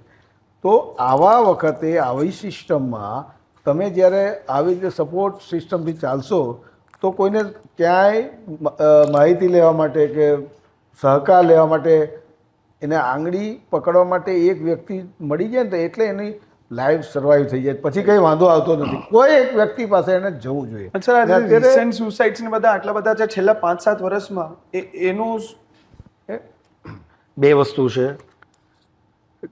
ગવર્મેન્ટની પોલિસીઝ બહુ ડિપેન્ડ કરે છે. અગાઉ પણ મેં આપને કીધું, ડિમોનિટાઇઝેશન. સુરતનું આખું સ્ટ્રક્ચર, જે રિયલ એસ્ટેટનું સ્ટ્રક્ચર છે, it depends on other money. હવે જંત્રી 5 રૂપિયાની હોય અને માર્કેટ વેલ્યુ 50 રૂપિયાની હોય તો એન્ટાયર ઇન્ડિયામાંથી અધર મની અહીંયા પાક થાય છે. હવે એની અંદર જો તમે સડન એવું ડિક્લેર કરી દો કે હવે એ રૂપિયા તમારા કાગળ થઈ ગયા છે, પસ્તી થઈ ગયા છે, તો એની અસર બહુ મોટી ઊભી થાય છે. ધેન આફ્ટર જીએસટી ઇન્ટ્રોડ્યુસ આવ્યું, રેરા ઇન્ટ્રોડ્યુસ થયું. આ બધા જે સરકાર બહુ સારા પગલાં ભરી રહી છે, પણ એની જે અત્યારે જે ડેવલપર અને બિલ્ડરો જે કામ કરી રહ્યા છે ને, તેના પર બહુ અલગ અસરો ઊભી થતી હોય છે. એને કારણે એ જે બેલેન્સ કરે છે ને તે બેલેન્સ નહીં થાય. કોઈ પણ વ્યક્તિ પાસે 5 રૂપિયા હશે ને તો એ બિઝનેસ કરશે 50 રૂપિયાનો. અને એ જગલરીની જ વાત છે. એ તમે એક સાથે કેટલા બોલને એક સાથે હાથમાં રાખી શકો છો, જેટલી તમારી નજર પહોંચે છે અને જેટલી તમારી સ્પીડ છે, એમાં જ જો તમારી નજર હટી એટલે દુર્ગત ન ઘટી. એને કારણે પછી કરેજ તમારામાં એ સ્વીકારવાની કરેજ હોવી જોઈએ, સામાજિક રીતના, બિઝનેસની રીતના કે મોરલની રીતના. જો તમે એ વસ્તુને એક્સેપ્ટ નથી કરી શકતા ને, then you go other way. તમે કીધું તેમ હું થોડો ડિફર થાઉં છું કે એવા બિલ્ડરોમાં ને એમાં એટલા સુસાઇડના એવા કેસીસો ફાઇનાન્શિયલ ઇસ્યુથી નથી થતા. એક ભાઈ બીજા પર્સનલ રિલેશનને કારણે ઘણીવાર થતા હોય છે. મારું એવું માનવું છે કે ભાઈ ફેમિલી રિલેશન હોય કે બીજા કોઈ રિલેશન, ને ફાઇનાન્શિયલ ઇસ્યુ હોય છે તો ઘણીવાર શું છે, બિલ્ડરો અમુક લેવલે પછી નફરતાઈ બી કરતા હોય છે. તમને જે વાસ્તવિક વાત છે અહીંયાની ને આપણા સાથે સો ઓર્ગેનાઇઝડ ઇન્ફ્લેશન જેવું હોય છે. એટલે સડનલી તમે આજે આપણો વેસુ એરિયા કે વીઆઈપી એરિયા છે, તેમાં કોઈ પાર જ નથી. The cost at what they are selling, અને કેટલા ખાલી ફ્લેટ્સ છે. અને તમને એવું કહેશે કે 5,000 રૂપિયા સ્ક્વેર ફીટ છે, પણ જે સ્ક્વેર ફીટ જે છે એ તો આપણને યુટિલાઇઝ કરવા એટલા મળતા નથી. એકચ્યુઅલી ડબલ ભાવ છે. એટલે મને, હું ધારો કે 2,000 સ્ક્વેર ફીટનો લઉં છું અને એવું કે ભાઈ 5,000 રૂપિયા ભાવ છે, તો 2,000 સ્ક્વેર ફીટનો ફ્લેટ મને તો યુઝેબલ 1,100 સ્ક્વેર ફીટ જેટલો જ થશે, બરાબર? અને પૈસા લીધા 2,000 સ્ક્વેર ફીટ, એ પેલું કાર્પેટ અને સુપર બિલ્ડઅપ ને એમાં built-up area, super built-up area, competition છે. એટલે એમાં કોઈ બાયર્સ જે છે, બુકિંગ કરાવનાર બાયર્સોને કંઈ એમાં કંઈ બહુ લોસીસ નથી. ને એકચ્યુઅલી ઓવર સપ્લાયને કારણે ઘણીવાર શું છે કે બીજા જે નાના બિલ્ડરો હોય છે એ લોકોને થોડી તકલીફો પડતી હોય છે, કારણ કે ઓવર સપ્લાય હોય છે મારા મોટા મોટા બિલ્ડરોને કારણે. નાના બિલ્ડરોએ ઘણીવાર બેંક લોન લીધી હોય, પ્રાઇવેટ લોનો લીધી હોય, અને ટાઈમ પર પેમેન્ટ ચૂકવવાનું બાકી હોય જમીન માલિકોને, એ લોકોનું કંઈ ઇન્ટરેસ્ટ ચાલતું હોય, તો આવા કારણે થોડા ઘણા ઇમ્બેલેન્સિંગ વસ્તુઓ થતી હોય છે.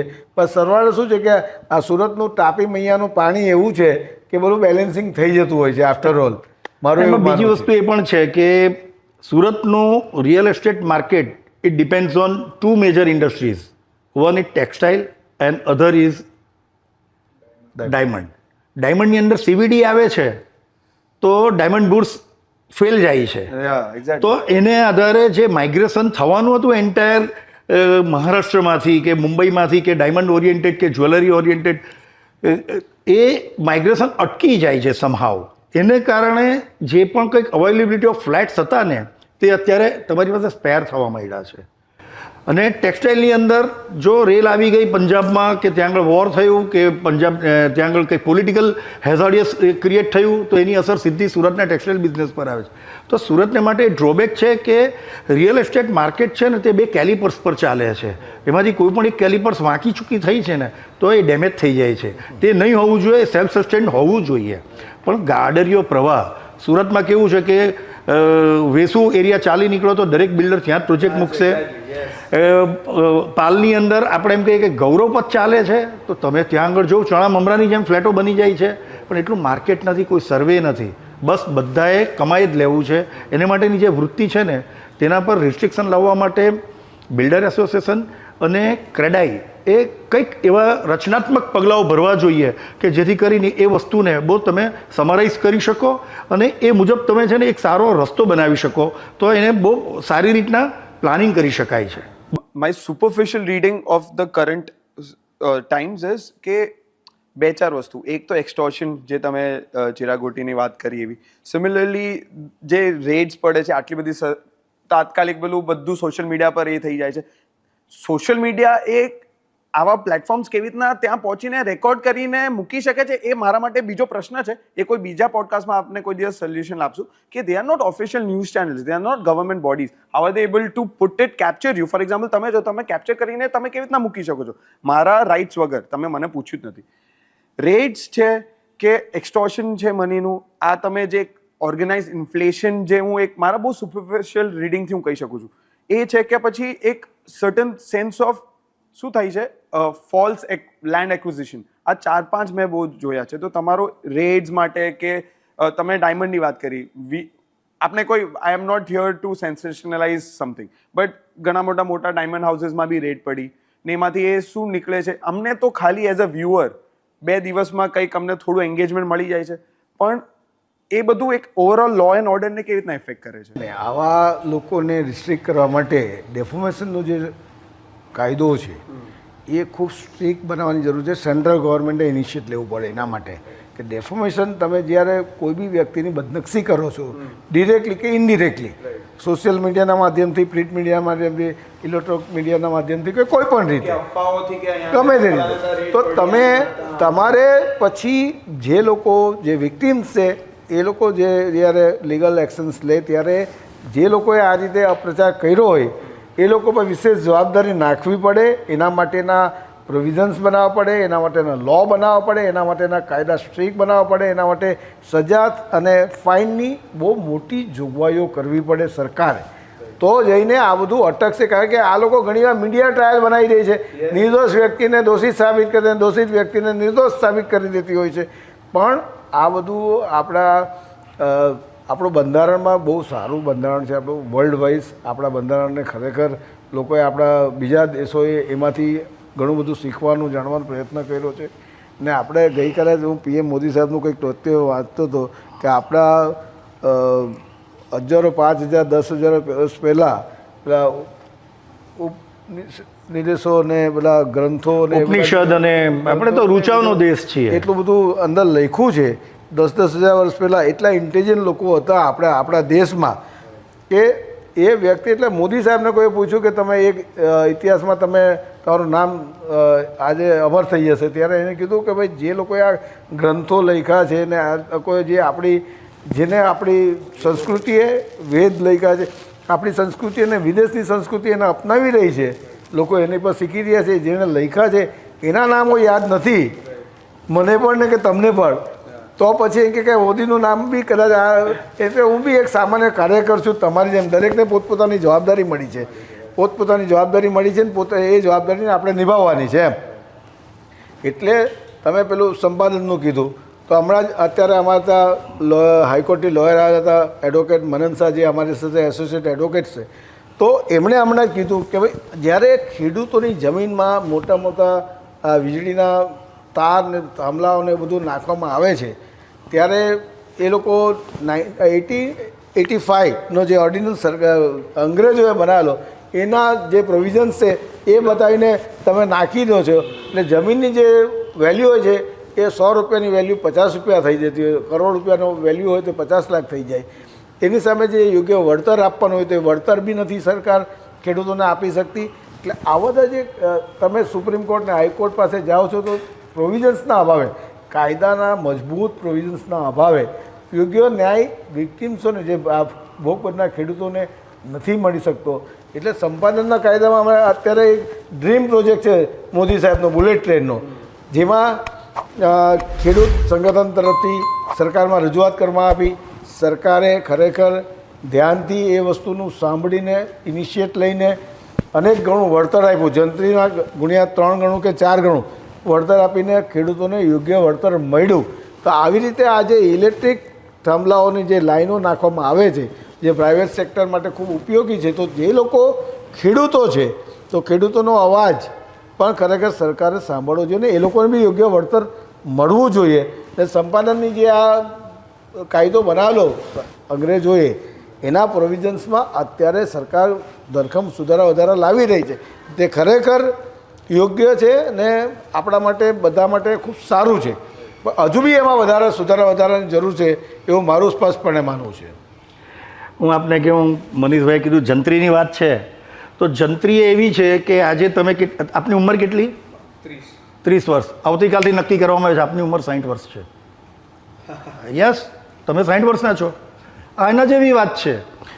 આજે જે જમીનની વેલ્યુએશન 25,000 રૂપિયા છે તે એક કાયદાને આધીન રહીને એ 50,000 રૂપિયા થઈ જાય છે. તમારે ટેક્સ એના પર ભરવાનો, તમારે સેલ્સ ટેક્સ, જીએસટી કે સ્ટેમ્પ ડ્યુટી બધું જ એના પર ભરવાનું. રાતોરાત બદલાવ આવે છે તો ગ્રેજ્યુઅલી હોવું જોઈએ. કોઈ જમીનની વસ્તુ કોઈ રેટ રાતોરાત બદલાતા નથી, એટલે ગ્રેજ્યુઅલી તમારે વધારો જોઈએ. તમારી ઇન્ફ્લેશન છે 7%નું, તો તમે ઇન્ફ્લેશન મુજબનો એની અંદર તમે વધારો લાવો ને. રાતોરાત તમને ઈચ્છા થઈ ગઈ ને તમે એને વધારી દીધું. સાહેબ, અમુક કાયદાઓનો ફાયદો લેવામાં આવે છે તો એના માટે જાગૃત સમાજ 10-10 વર્ષ તમે ભાવ જંત્રીના રેટ નહીં તમે ચેન્જ કરો, દેટ ઇઝ યોર ફેલર. સિસ્ટમની ફેલ છે આમાં. પછી પોલિટિકલ માઇલેજ લેવાના બદઆશયથી પણ એનો ઉપયોગ કરવામાં આવે છે. આ દુઃખ સાથે હું કહું છું. તો એ સ્મેલથી ઓળખાય. જો તમારે કશે પણ જવું હોય ને તો કોઈ પણ ગવર્મેન્ટ ઓફિસમાં જાઓ, એના ડોર પરથી તમને ખબર પડે, તમને યુરિનલની સ્મેલ આવે ને એનાથી ખબર પડે કે you enter in the government office. મહિલાઓ માટે, સિનિયર સિટીઝનો માટે આ બધી જે પાયાની સુવિધાઓ છે જે આપણા બંધારણમાં ખરેખર બહુ બધું સરસ રીતે એને આલેખ્યું છે, તો એના માટે સરકાર પાસે ખર્ચો કરવા માટે બહુ બધું પ્રાવધાન છે, બહુ બધું છે. તો આ બધા ઘણા બધા ને આપણા જે જનપ્રતિનિધિઓ છે અહીંયાના, કોર્પોરેટર હોય, ધારાસભ્યશ્રી હોય, મંત્રીશ્રીઓ હોય, એ લોકોએ પણ એ બી સરકારનો એક પાર્ટ છે. તો એ લોકોએ બી આ વસ્તુની સુવિધા, કારણ કે એ લોકોને ફંડ આપવામાં આવે છે, કોર્પોરેશનને ફંડ આપવામાં આવે છે, લોકલ બોડીને ફંડ આપવામાં આવે છે, સરકાર પાસે ફંડ છે, લોકો તમને ટેક્સીસ ચૂકવે છે. તો આવી જે બેઝિક જરૂરિયાત છે એમાં તમે સિવિલ હોસ્પિટલમાં જશો તો સિવિલ હોસ્પિટલમાં આપણને જઈને ઘણીવાર દુઃખ થતું હોય છે કે જે બિચારા ગરીબ માણસો છે, ગરીબ માણસોને ખરેખર જે એ લોકોને જરૂરિયાત હોય છે સેવાની, ત્યારે ટાઈમ પર એ લોકોને બિચારાઓને નથી, એ લોકોને સારવાર મળતી નથી, એ લોકોને બિચારાઓને યોગ્ય માહિતી આપવામાં આવતી.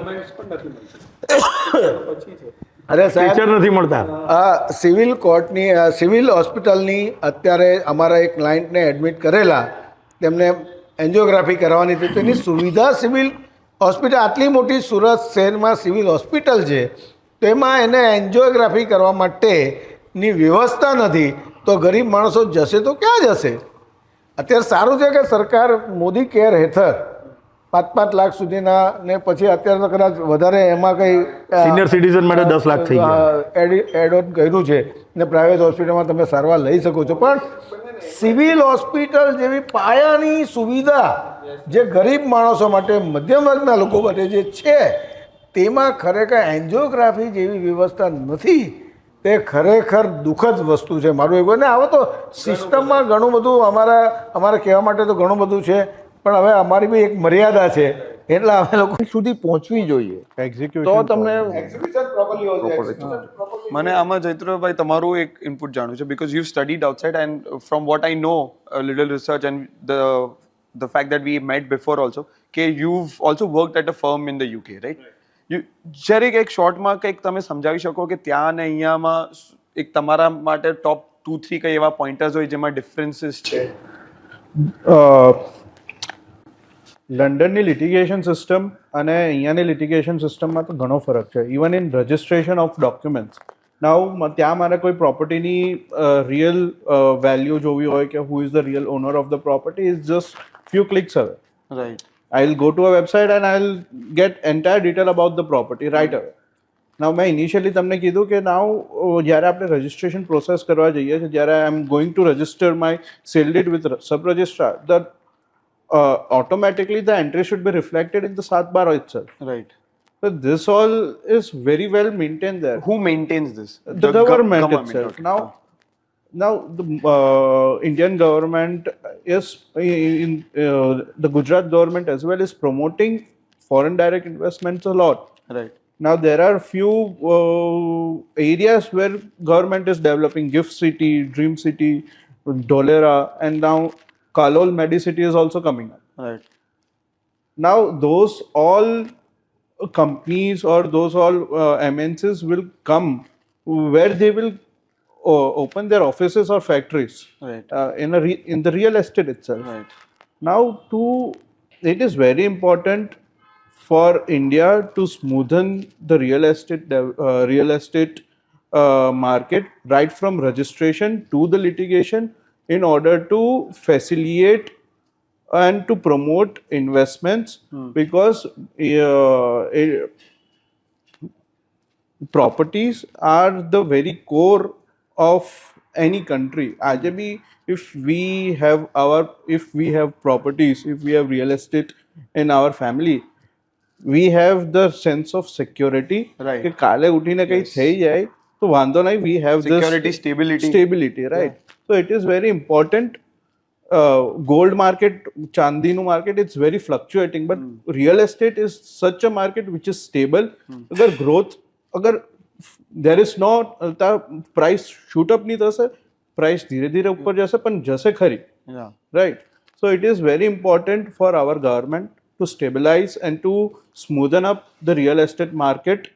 Also in litigation હું વાત કરું તો I was working in a corporate firm.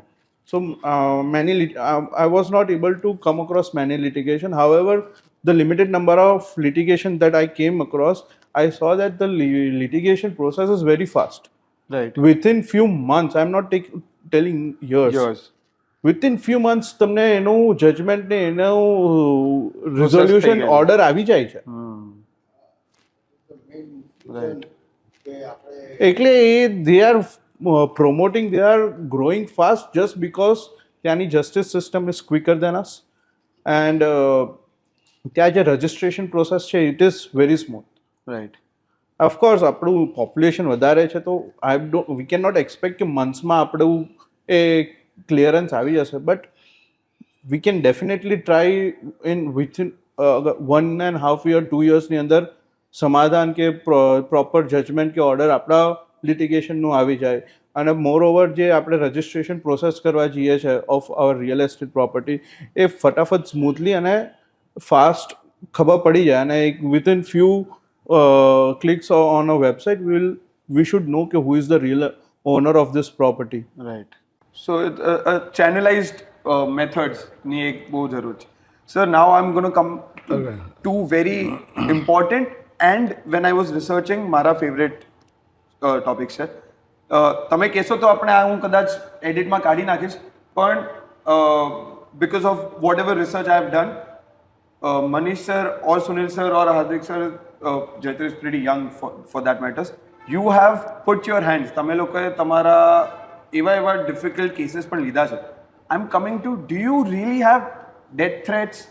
Dangerous છે એટલું તમે જે ફિલ્ડમાં કામ કરી રહ્યા છો?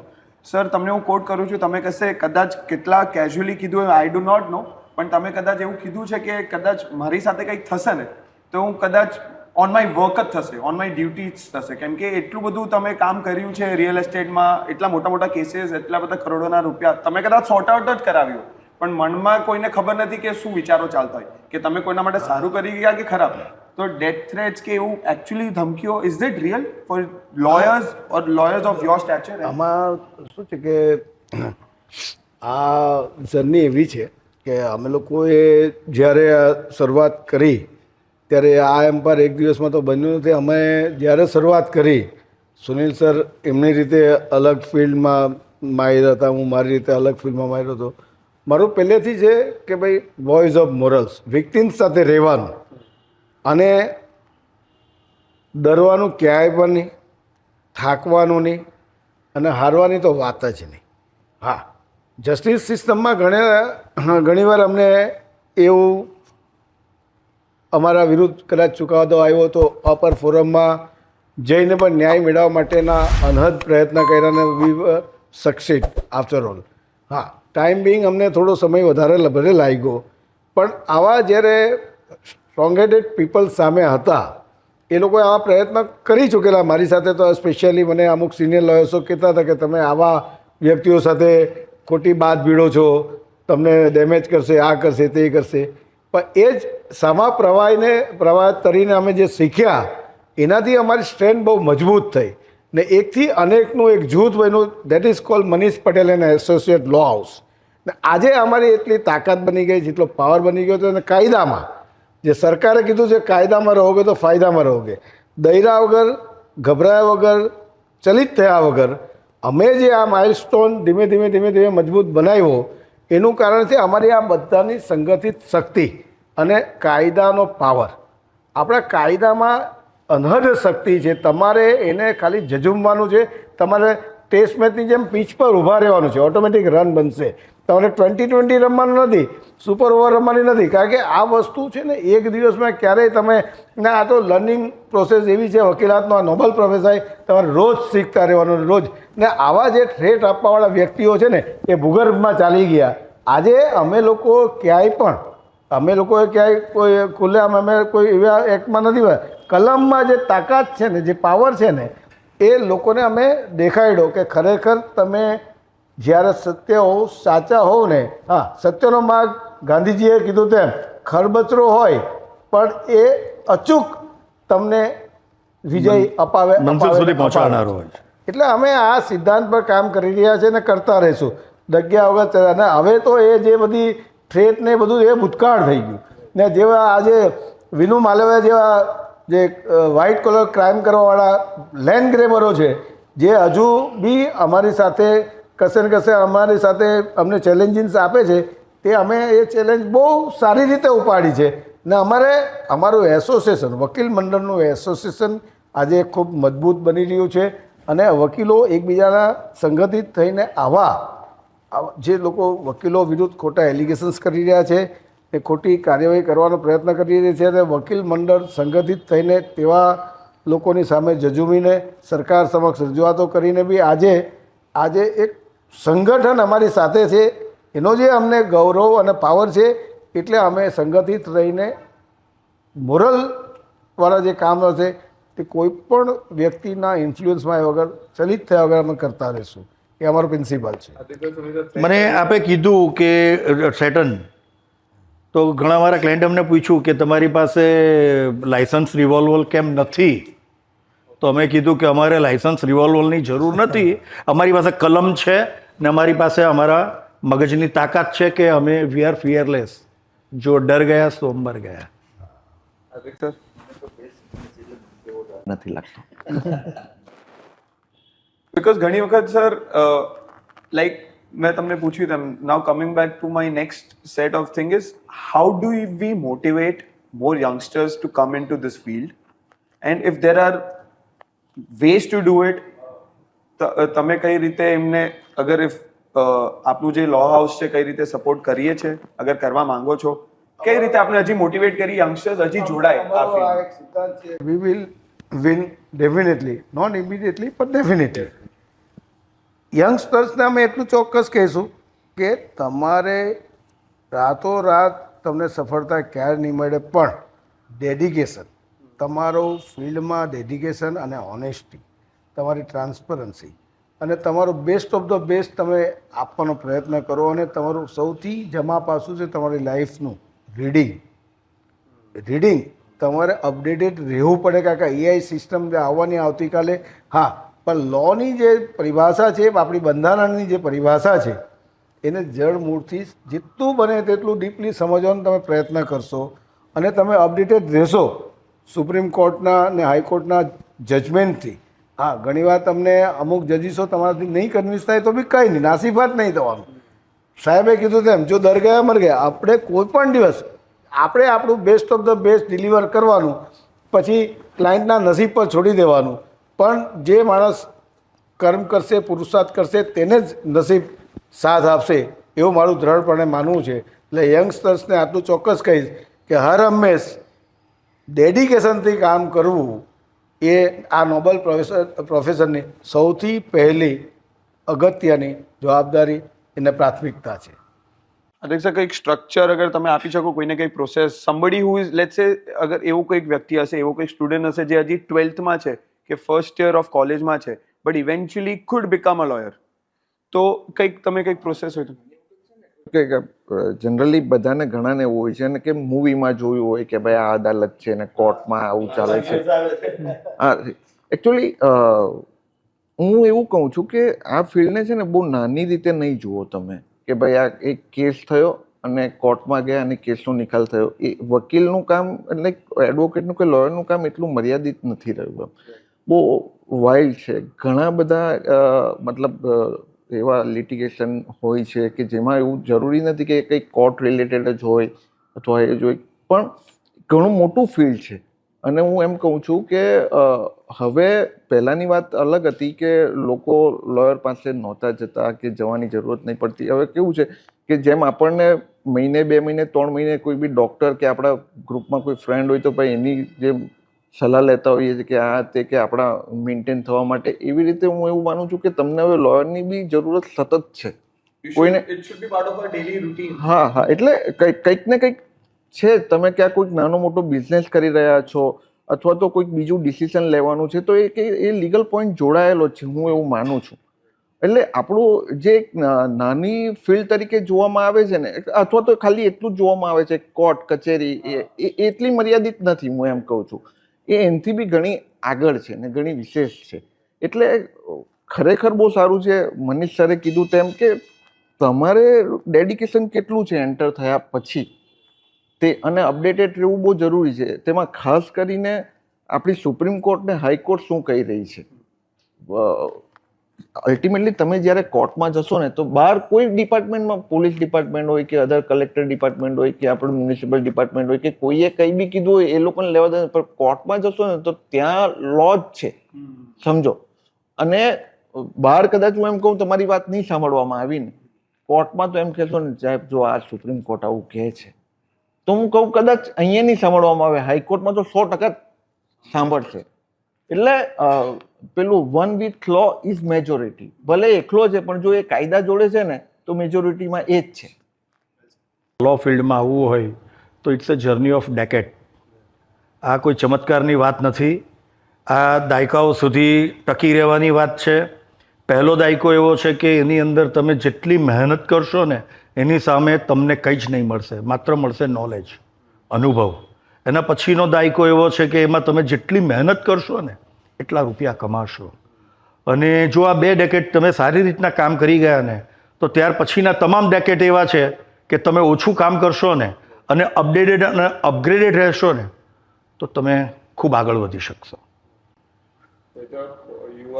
I'm young myself. હું શું લોકોને સલાહ આપું? I am still learning. I am still entering the legal field, and with mentors like Sunil sir and my father, I have, and Hardik sir also. In my bachelor years, I was interning with Hardik sir himself. So I have learned many things with senior lawyers. So to the upcoming lawyers or the young people who are wishing to enter the field, I will just tell them to be a shadow to the seniors and your mentors.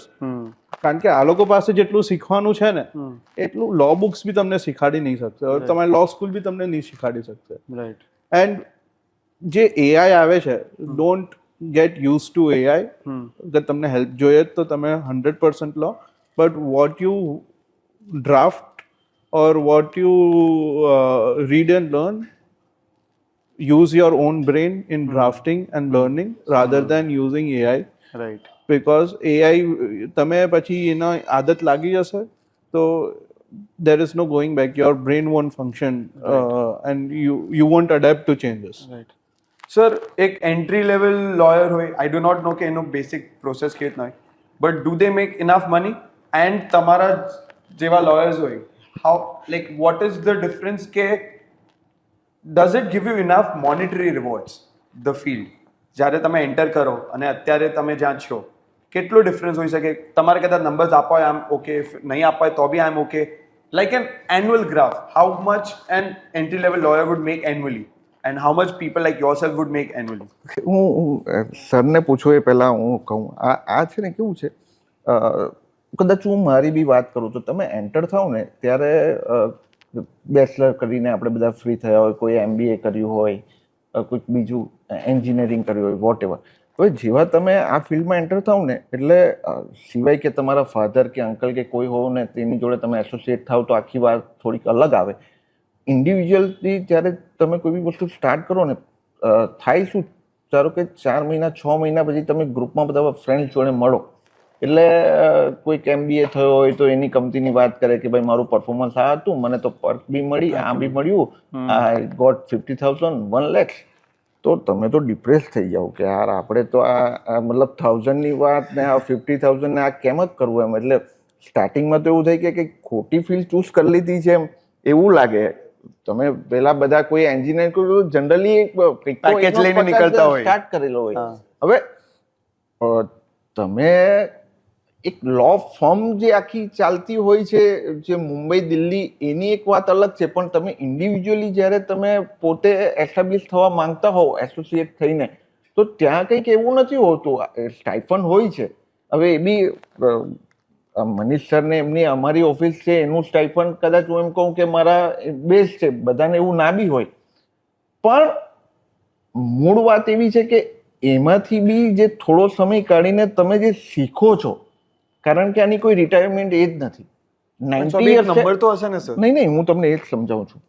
તમે જ્યારે enter થાવ છો ને તો ત્યારે એવું કંઈક વાત એવી છે કે સૌથી પહેલા તમારી પાસે કોનો કેસ આવે ખબર? તમારા રિલેટિવનો, જેને તમે ચાર્જ બી નહીં કરી શકો.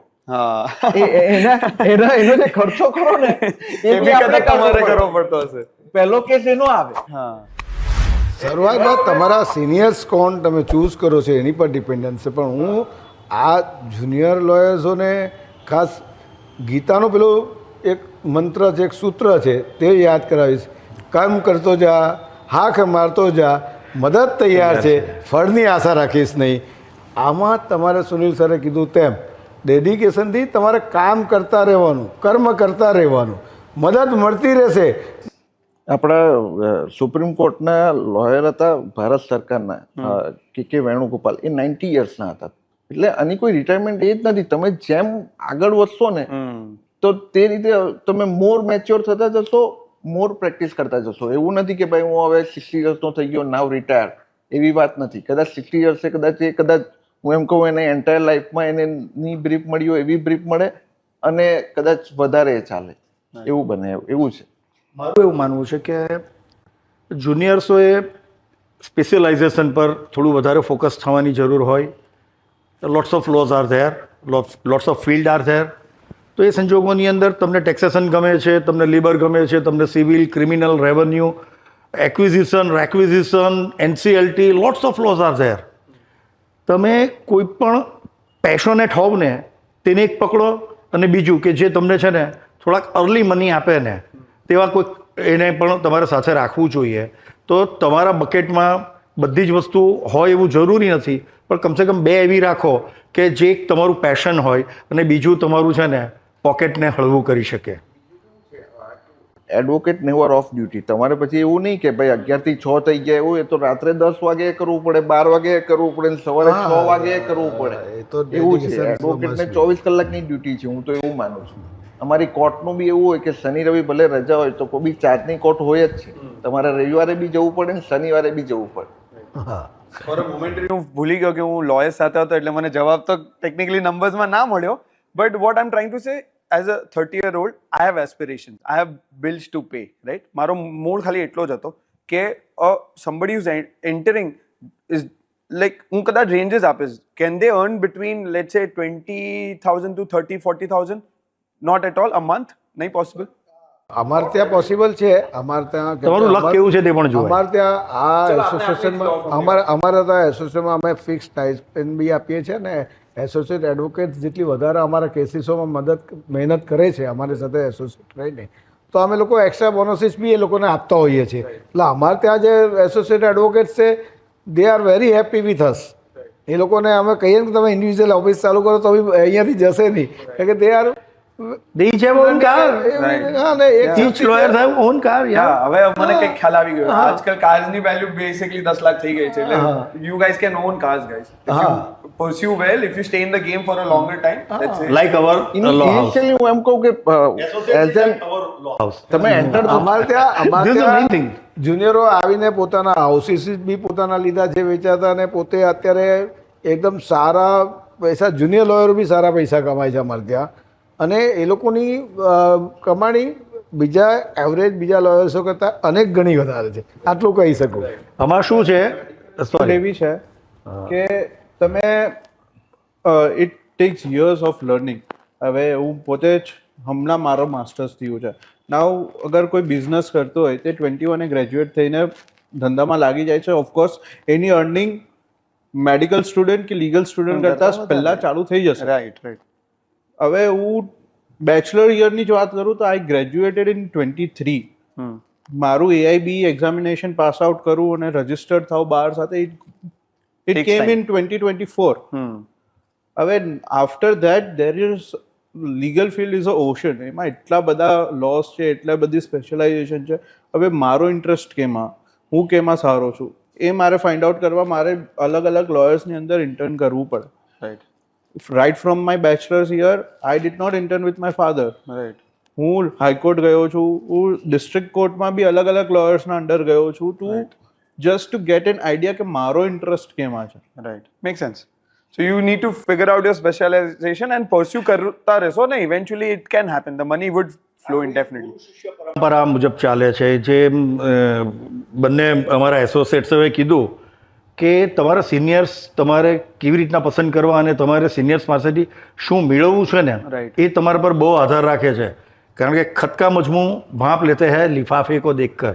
એટલે અમારી પણ પર્સનાલિટી અમારા જુનિયર્સ કોણ છે ને તેનાથી એસ્ટાબ્લિશ થતી હોય છે. Right. કે અમારું રિપ્રેઝન્ટેશન, હું છું કે મનીષભાઈ છે કે અમારા બીજા એસોસિએટ જે સિનિયર્સ લોયર છે તે અમારું લો હાઉસ છોડીને અમે કોર્ટમાં બહુ ઓછું જતા હોય છે. અવર work is like a solicitor. Right. પણ અમારા જે એસોસિએટ્સ જુનિયર્સ બહાર જતા હોય છે એ લોકોની નોલેજ, એ લોકોની તાકાત, જે સેન્સ ઓફ રિપ્રેઝન્ટેશન છે ને એનાથી અમે કોણ છીએ ને તે ત્યાં જાહેર થતું હોય છે. તો એ તમારે મેન્ટેન કરવાનું છે કે તમે કેટલા શાપન છો અને તમે કયા સિનિયરને ત્યાં છો, તેનાથી તમારું ફ્યુચર નક્કી થઈ શકે છે. Sir, last one fun question and after that we wrap up. If not a lawyer, each one of you, what you guys would have been? તમે શું હતે? હાર્દિકભાઈ, મનીષભાઈ. હું પોતે જ્યારે સ્ટુડન્ટ લીડર હતો કોલેજમાં, અને મારી તમન્ના જ્યારે હું કદાચ ચાઇલ્ડહુડની જ વાત કરું તો મારા રાઈટ હિપમાં મને બોનથી જરાક તકલીફ હતી. Otherwise I want to go in a police department. મારે પોલીસ ડિપાર્ટમેન્ટમાં જવું હતું. પછી હું એમાં PSI બનતે કે IPS બનતે આઈ ડોન્ટ નો, પણ મારો પહેલેથી લો સાથે રિલેટેડ મને પોતાને બહુ એમ્બિશિયસ હતું કે ભાઈ કારણ કે હું સ્ટુડન્ટ લીડર હતો ને ત્યારે સ્પેશિયલ પોલીસ ઓફિસર SPO કરીને અમને કાર્ડ આપવામાં આવતો કે અમે લોકો સેવા આપતા, પોલીસ સ્ટેશન જતા, અમારા જ્યાં ફ્રી એમાં થઈને અમે અધિકારીઓ સાથે મળતા બેસતા, અમને લોકોને એક કાર્ડ આપવામાં આવતો હતો SPO તરીકેનો. એ કદાચ મારી પાસે હશે બી, કારણ કે મને જોવું પડશે. એટલે અમારું પહેલેથી આ લીગલ પ્રોફેશનમાં આડકતરી રીતે ગમે તે રીતે આમાં જવું જ હતું, પણ આમાં મારા ફિઝિકલી હું એટલો ફિટ નહીં હતો અને મારા પગને કારણે હું પછી મારું આ પ્રોફેશન આફ્ટર મારી પાસે સેકન્ડ ચોઇસ એક જ હતી વકીલાતની. I am happy today and I am so glad I am so blessed by Mataji કે ભાઈ હું ખૂબ ખુશ છું, કારણ કે અમારી સાથે અમારા જે એસોસિએટના સુનિલ સર જેવા અમારા એ મારાથી બી મારા સિનિયર છે અને બહુ બધું શીખ્યા છે અમે એની પાસે. અને બીજા લોયર્સ છે જે અમારી સાથે હાર્દિકભાઈ છે, પ્રેમ દવે જે અમારી સાથે તૈયાર થયેલો છોકરો હમણાં હાઈકોર્ટમાં છે અને હાઈકોર્ટમાં સારી પ્રેક્ટિસ કરે છે. મારો દીકરો બી અત્યારે એને અલગ ફિલ્ડમાં કંઈક વકીલાત કરવી હતી, એ બી અમારી સાથે એ અમને ઘણીવાર શીખવાડે છે, એનો અમને આનંદ છે આજે. So we are so happy today. Sunil sir, મને એક ખબર છે કદાચ કંઈક પરફોર્મન્સ રિલેટેડ મારા સોર્સિસ રાઈટ છે મને ખબર છે, પણ તમે હા, મારે I want to be a good actor અને એક્ટિંગ એ મારા લોહીમાં છે એવું હું માનતો હતો. પણ જેમ આપણે વાત કરી કે લો પ્રોફેશન એ તમને બહુ ઇમિડિયેટ બ્રેડ એન્ડ બટર નથી આપતી, તેમ એક્ટિંગ ફિલ્ડ એવું છે કે જેમાં બહુ લાંબી સ્ટ્રગલ હોય છે. અને એના પછીની જે મારી ચોઇસ જે મેં મૂકેલી હતી કે રિયલ એસ્ટેટ ટાઇકૂન મારે બનવું હતું અને લોયર બની ગયો એ અલગ વાત છે, પણ હજુ હું જો રિયલ એસ્ટેટમાં હતે તો હું આનાથી વધારે ખતરનાક કામ કરી શકતે. ટાઇકૂન બોલું છું એટલે, કારણ કે see we can do what passion જે હોય ને તેમાં વધારે આપણે એગ્રેસિવલી કામ કરી શકીએ છીએ. લો ઇઝ ફાઇન ફિલ્ડ, એ આમાં પણ અમારા પેશન્સ છે અને અમે બહુ એગ્રેસિવ કામ કરીએ છીએ. પણ વાંચન એ મારો શોખ છે અને લો ફિલ્ડની અંદર હું સક્સેસ છું એની પાછળનું મેઇન રીઝન એક જ છે કે થાઉઝન્ડ્સ ઓફ પેપર જો મારે વાંચવાનો હોય ને તો હું બહુ થરલી રીડ કરી શકું છું અને મારી સમરાઇઝ હું એને કરી શકું છું. એ મારો પ્લસ પોઈન્ટ છે. આમ તો લોયર જ બનવાનું એ હતું, પણ જે તે વખતે એકાદ વખત મેં પેલું બેંકની એક્ઝામની બી પ્રિપરેશન કરેલી, એટલે કદાચ જો લોયર નહીં થયો હતો તો કોઈક સારી બેંકમાં કે સારા પોસ્ટ પર એવી રીતે કામ કરતો હતો. પણ તો બી અંદર ખાને તો એવું હતું કે એડવોકેટ બનવું છે, એટલે અલ્ટિમેટલી આજે ખુશ છું. તો મારે બિફોર જોઈનિંગ લો હું કન્ફ્યુઝ હતો કે મારે શું કરવું. Obviously my father did not pursue કે ભાઈ તું લો જ કર. સો મારે કન્ફ્યુઝન હતું CA, લો ઓર એની અધર ફાઇનાન્શિયલ ફિલ્ડ. અગર હું લોયર નહીં હતો તો I would obviously associate myself with a financial field. મારું બી હું કહી દઉં, a lot of you already know that we also run a family catering business, but this is a passion project that we picked it up with the Quicksilver show. મારું એક basic reason એ હતું અને finally I found people કે મારું ક્વિકસિલ્વર માટેનું vision એવું હતું, I would love to do something જ્યાં સુધી હું જીવી શકીશ, જ્યાં સુધી મારી જબાન ચાલી શકશે ને, હું એવું કંઈક કરવા માંગતો હતો કે જ્યાં સુધી હું બોલી શકીશ ત્યારે એક મેઇન આનો પિલર એ છે કે હું જ્યાં સુધી બોલી શકીશ હું આ શો ચલાવીશ. એટલે એક એ જ છે. અને I think just to quickly summarise, I'll try, હું કેટલો સારો છું સમરાઇઝેશનમાં, that I've learned something about a little structure of the law system around, how we are growing as a judiciary system, how the immediate city that we are around, we are growing and we are in the process of improvement. There are certain amendments, there are certain improvements that have to be made. I think we as citizens also have to understand that I really enjoyed the fact that you mentioned કે આપણે દરરોજ ઉઠીને સવારના ઉઠીને doctor પાસે જતા હોઈએ તો why not a lawyer in a very good faith and a very good healthy way કે ભાઈ આનું એક રાઈટ રીઝન કે આનું એક રાઈટ સ્ટ્રક્ચર અમને સમજાવો. The kind of passion that it requires, the kind of time, perseverance it will require for you to get in, અને eventually આમાં પૈસા પણ છે. એટલે અમુક વસ્તુ મેં સમરાઇઝ કરી છે. But thank you so much. In the last, just quickly, each one of you, Manisha, તમે quickly last summarize કરી આને. તમે please એક last વસ્તુ. તને ખાસ થેન્ક્સ એટલા માટે કહીશ કે મોરના ઈંડા ચીતરવા નહીં પડે એવું જે તારામાં તે હું કહીશ ને એક વસ્તુ કે તારા ડેડી જે મારા ખાસ મિત્ર છે, તો હવે પછી તારા ડેડી એ રીતે ઓળખાશે કે આ પૂજનના ડેડી છે. હા, જગદીશ પુરોહિત પૂજનના ડેડી છે. એ રીતે અમે જોઈ રહ્યા છે તારું ફ્યુચર અને અમને આ ઓપોર્ચ્યુનિટી આપી તે બદલ ખૂબ આભાર. અને હા, અને ખાસ એટલું કહીશ કે ભાઈ હું આ ફિલ્ડ માટે હું આ જે ધરતી પર આપણે બેઠા છે, જે ધરતીએ આપણને ઘણું બધું આપ્યું છે, ને એટલા માટે કહીશ કે यूं ही नहीं इस धरती को अनन्य श्रेष्ठ कहा जाता है, यूं ही नहीं इस धरती को अनन्य श्रेष्ठ कहा जाता है, इस मिट्टी में दफन है गर्व इतिहास और महानता. તો હું આટલું કહીશ કે આપણા મોદી સાહેબને, આપણા પીએમ સાહેબને જેમનું વિઝન છે 2047નું, જે વિકસિત દેશનું, તો હું આપના માધ્યમથી ખાસ કહીશ કે 2047ના વિઝન માટે જ્યુડિશિયરી સિસ્ટમને અને બાકીની ગુજરાત અલગ અલગ સ્ટેટની જે સિસ્ટમ્સ છે, જેને કાયદાને ઇમ્પ્લાઇડ કરવા માટેની જે સિસ્ટમ છે, એમાં હાઈ લેવલે એક કમિટી બનાવવી જોઈએ સરકારે. અને જ્યુડિશિયરીમાં જે આમૂલ પરિવર્તનની જરૂર છે, કાયદાઓમાં બી, કારણ કે સીપીસીના જે કાયદા છે, આઈપીસી સીઆરપીસીમાં તો સરકારે કંઈક અંશે સુધારા કર્યા છે, પણ સીપીસીમાં હજુ, અને બીજા ઇન્કમટેક્સ ડિપાર્ટમેન્ટના જે કાયદાઓમાં સુધારો લાવી રહી છે સરકાર, તે રીતે સીપીસી જે કાયદા, જે સિવિલ નેચરના કાયદાઓ છે, એમાં આમૂલ પરિવર્તનની જરૂર છે. કે આ દેશ ગરીબોનો દેશ છે, ઘણા છેવાડાના માનવી સુધી જો અને ન્યાયને તમારે વિસ્તરવું હોય ને તમારે વિકસિત ભારત દેશની વ્યાખ્યાને ખરેખર 2047માં સાકાર કરવી હોય તો જ્યુડિશિયરી સિસ્ટમને તમારે અવશ્ય અવશ્ય અવશ્ય પ્રાધાન્ય આપવું જ જોઈએ, એવું મારું ખાસ માનવું છે. બદલાવ ઇતિહાસ ગવાહ છે કે આપણા દેશના બદલાવ કોણ લાવેલું છે. આપણા જેટલા પણ ફ્રીડમ ફાઇટરો છે તે બધા જ લોયર્સ હતા. અને આજે પણ દેશના ઘણા બધા મિનિસ્ટર્સો અને જ્યુડિશરી સિસ્ટમ સાથે સંકળાયેલા વ્યક્તિઓ આ દેશને ગવર્ન કરે છે. અમને પણ એ આનંદ થશે કે આવનારા સમયમાં અમે એમાંના એક હોઈએ.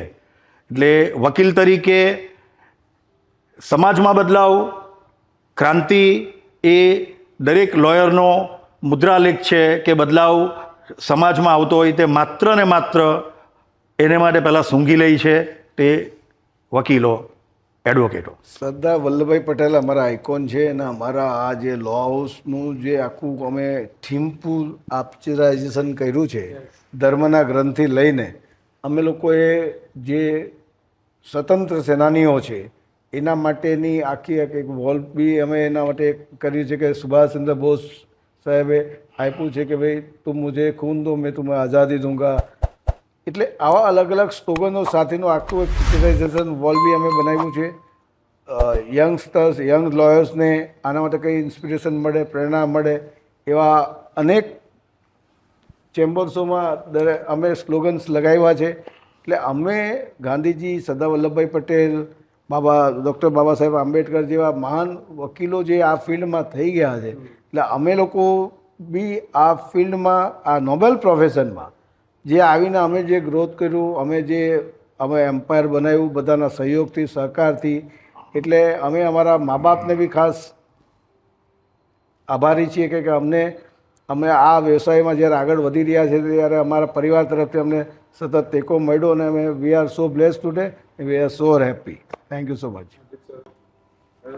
હું તો ખાસ એવું કહીશ કે પહેલાં એવું કહેતા કે આઈ will see you in court. એટલે આ વધવું જોઈએ. એટલે મતલબ એવું હોવું જોઈએ કે પેલાને એમ કે હું તને બતાવી દઈશ. એટલે લોકોનો એવો ટ્રસ્ટ વધે આવતા જતા ભવિષ્યમાં જ્યુડિશિયરી પર કે ના, મને ત્યાંથી ન્યાય મળશે જ. અત્યારે કેવું છે કે ભાઈ ના, ડિલે થશે એવી વાત છે, એટલે પેલો માણસ અટકે, પણ એ નહીં થાય ને બધા એવું જ કે જો કોઈ ખોટું કરે ને I will see you in court. એ બધું આપણી લીગલ સિસ્ટમ ને આપણું country, it's surely growing and surely becoming a bigger power globally. આજે ઇન્ડિયા જે પીસ પર ડેવલપમેન્ટ કરે છે under the leadership of our honorable prime minister Shri Narendra Modiji, it's commendable. Now today MNCs from all over the world is trying, and they want to come to India. It's not they have to, they are trying to enter India. Now I talk to many friends who are based in different countries, and હું વાત કરું તો everyone says કે the country that they are residing in right now is dead, and they are trying their ways to come back to India and settle here. So it is because our judicial system, our government and everything is improving, and globally people are seeing it. Recently, our Lok Adalat has also recorded a high number of cases being settled, and more than law, more than the government body or the justice system or the police department, it is the responsibility of us, the citizens, to ensure that we maintain law and order in the society, and by doing very basic thing. Let's say આજે media પર કોઈ fake news તમને ખબર છે, this is a fake news, or તમને ખબર છે that some person is being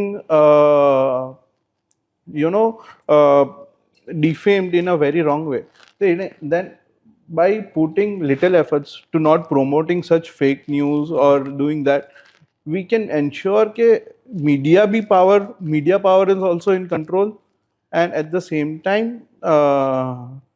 law and order is also maintained in the society. All right. Thank you, gentlemen. One last thing. I'm stealing a little quote from Sunil sir. When I was reading his background and everything, he said something very interesting. अगर कुछ तो करो, अगर कुछ नहीं भी होगा तो तजुर्बा होगा, and which is very well said. I'm really happy, proud that I'm surrounded by people like you all who are running such amazing firms. Thank you so much for supporting the citizens till the day that you are.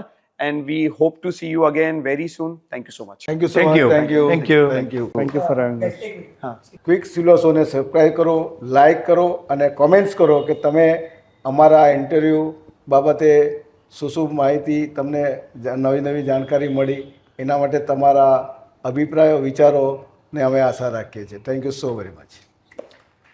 The Quicksilver Show maybe flourish as a quick as viral of any kind of media level news. Thanks and all the best to you. The Quicksilver Show, best of luck. Go ahead, we with you.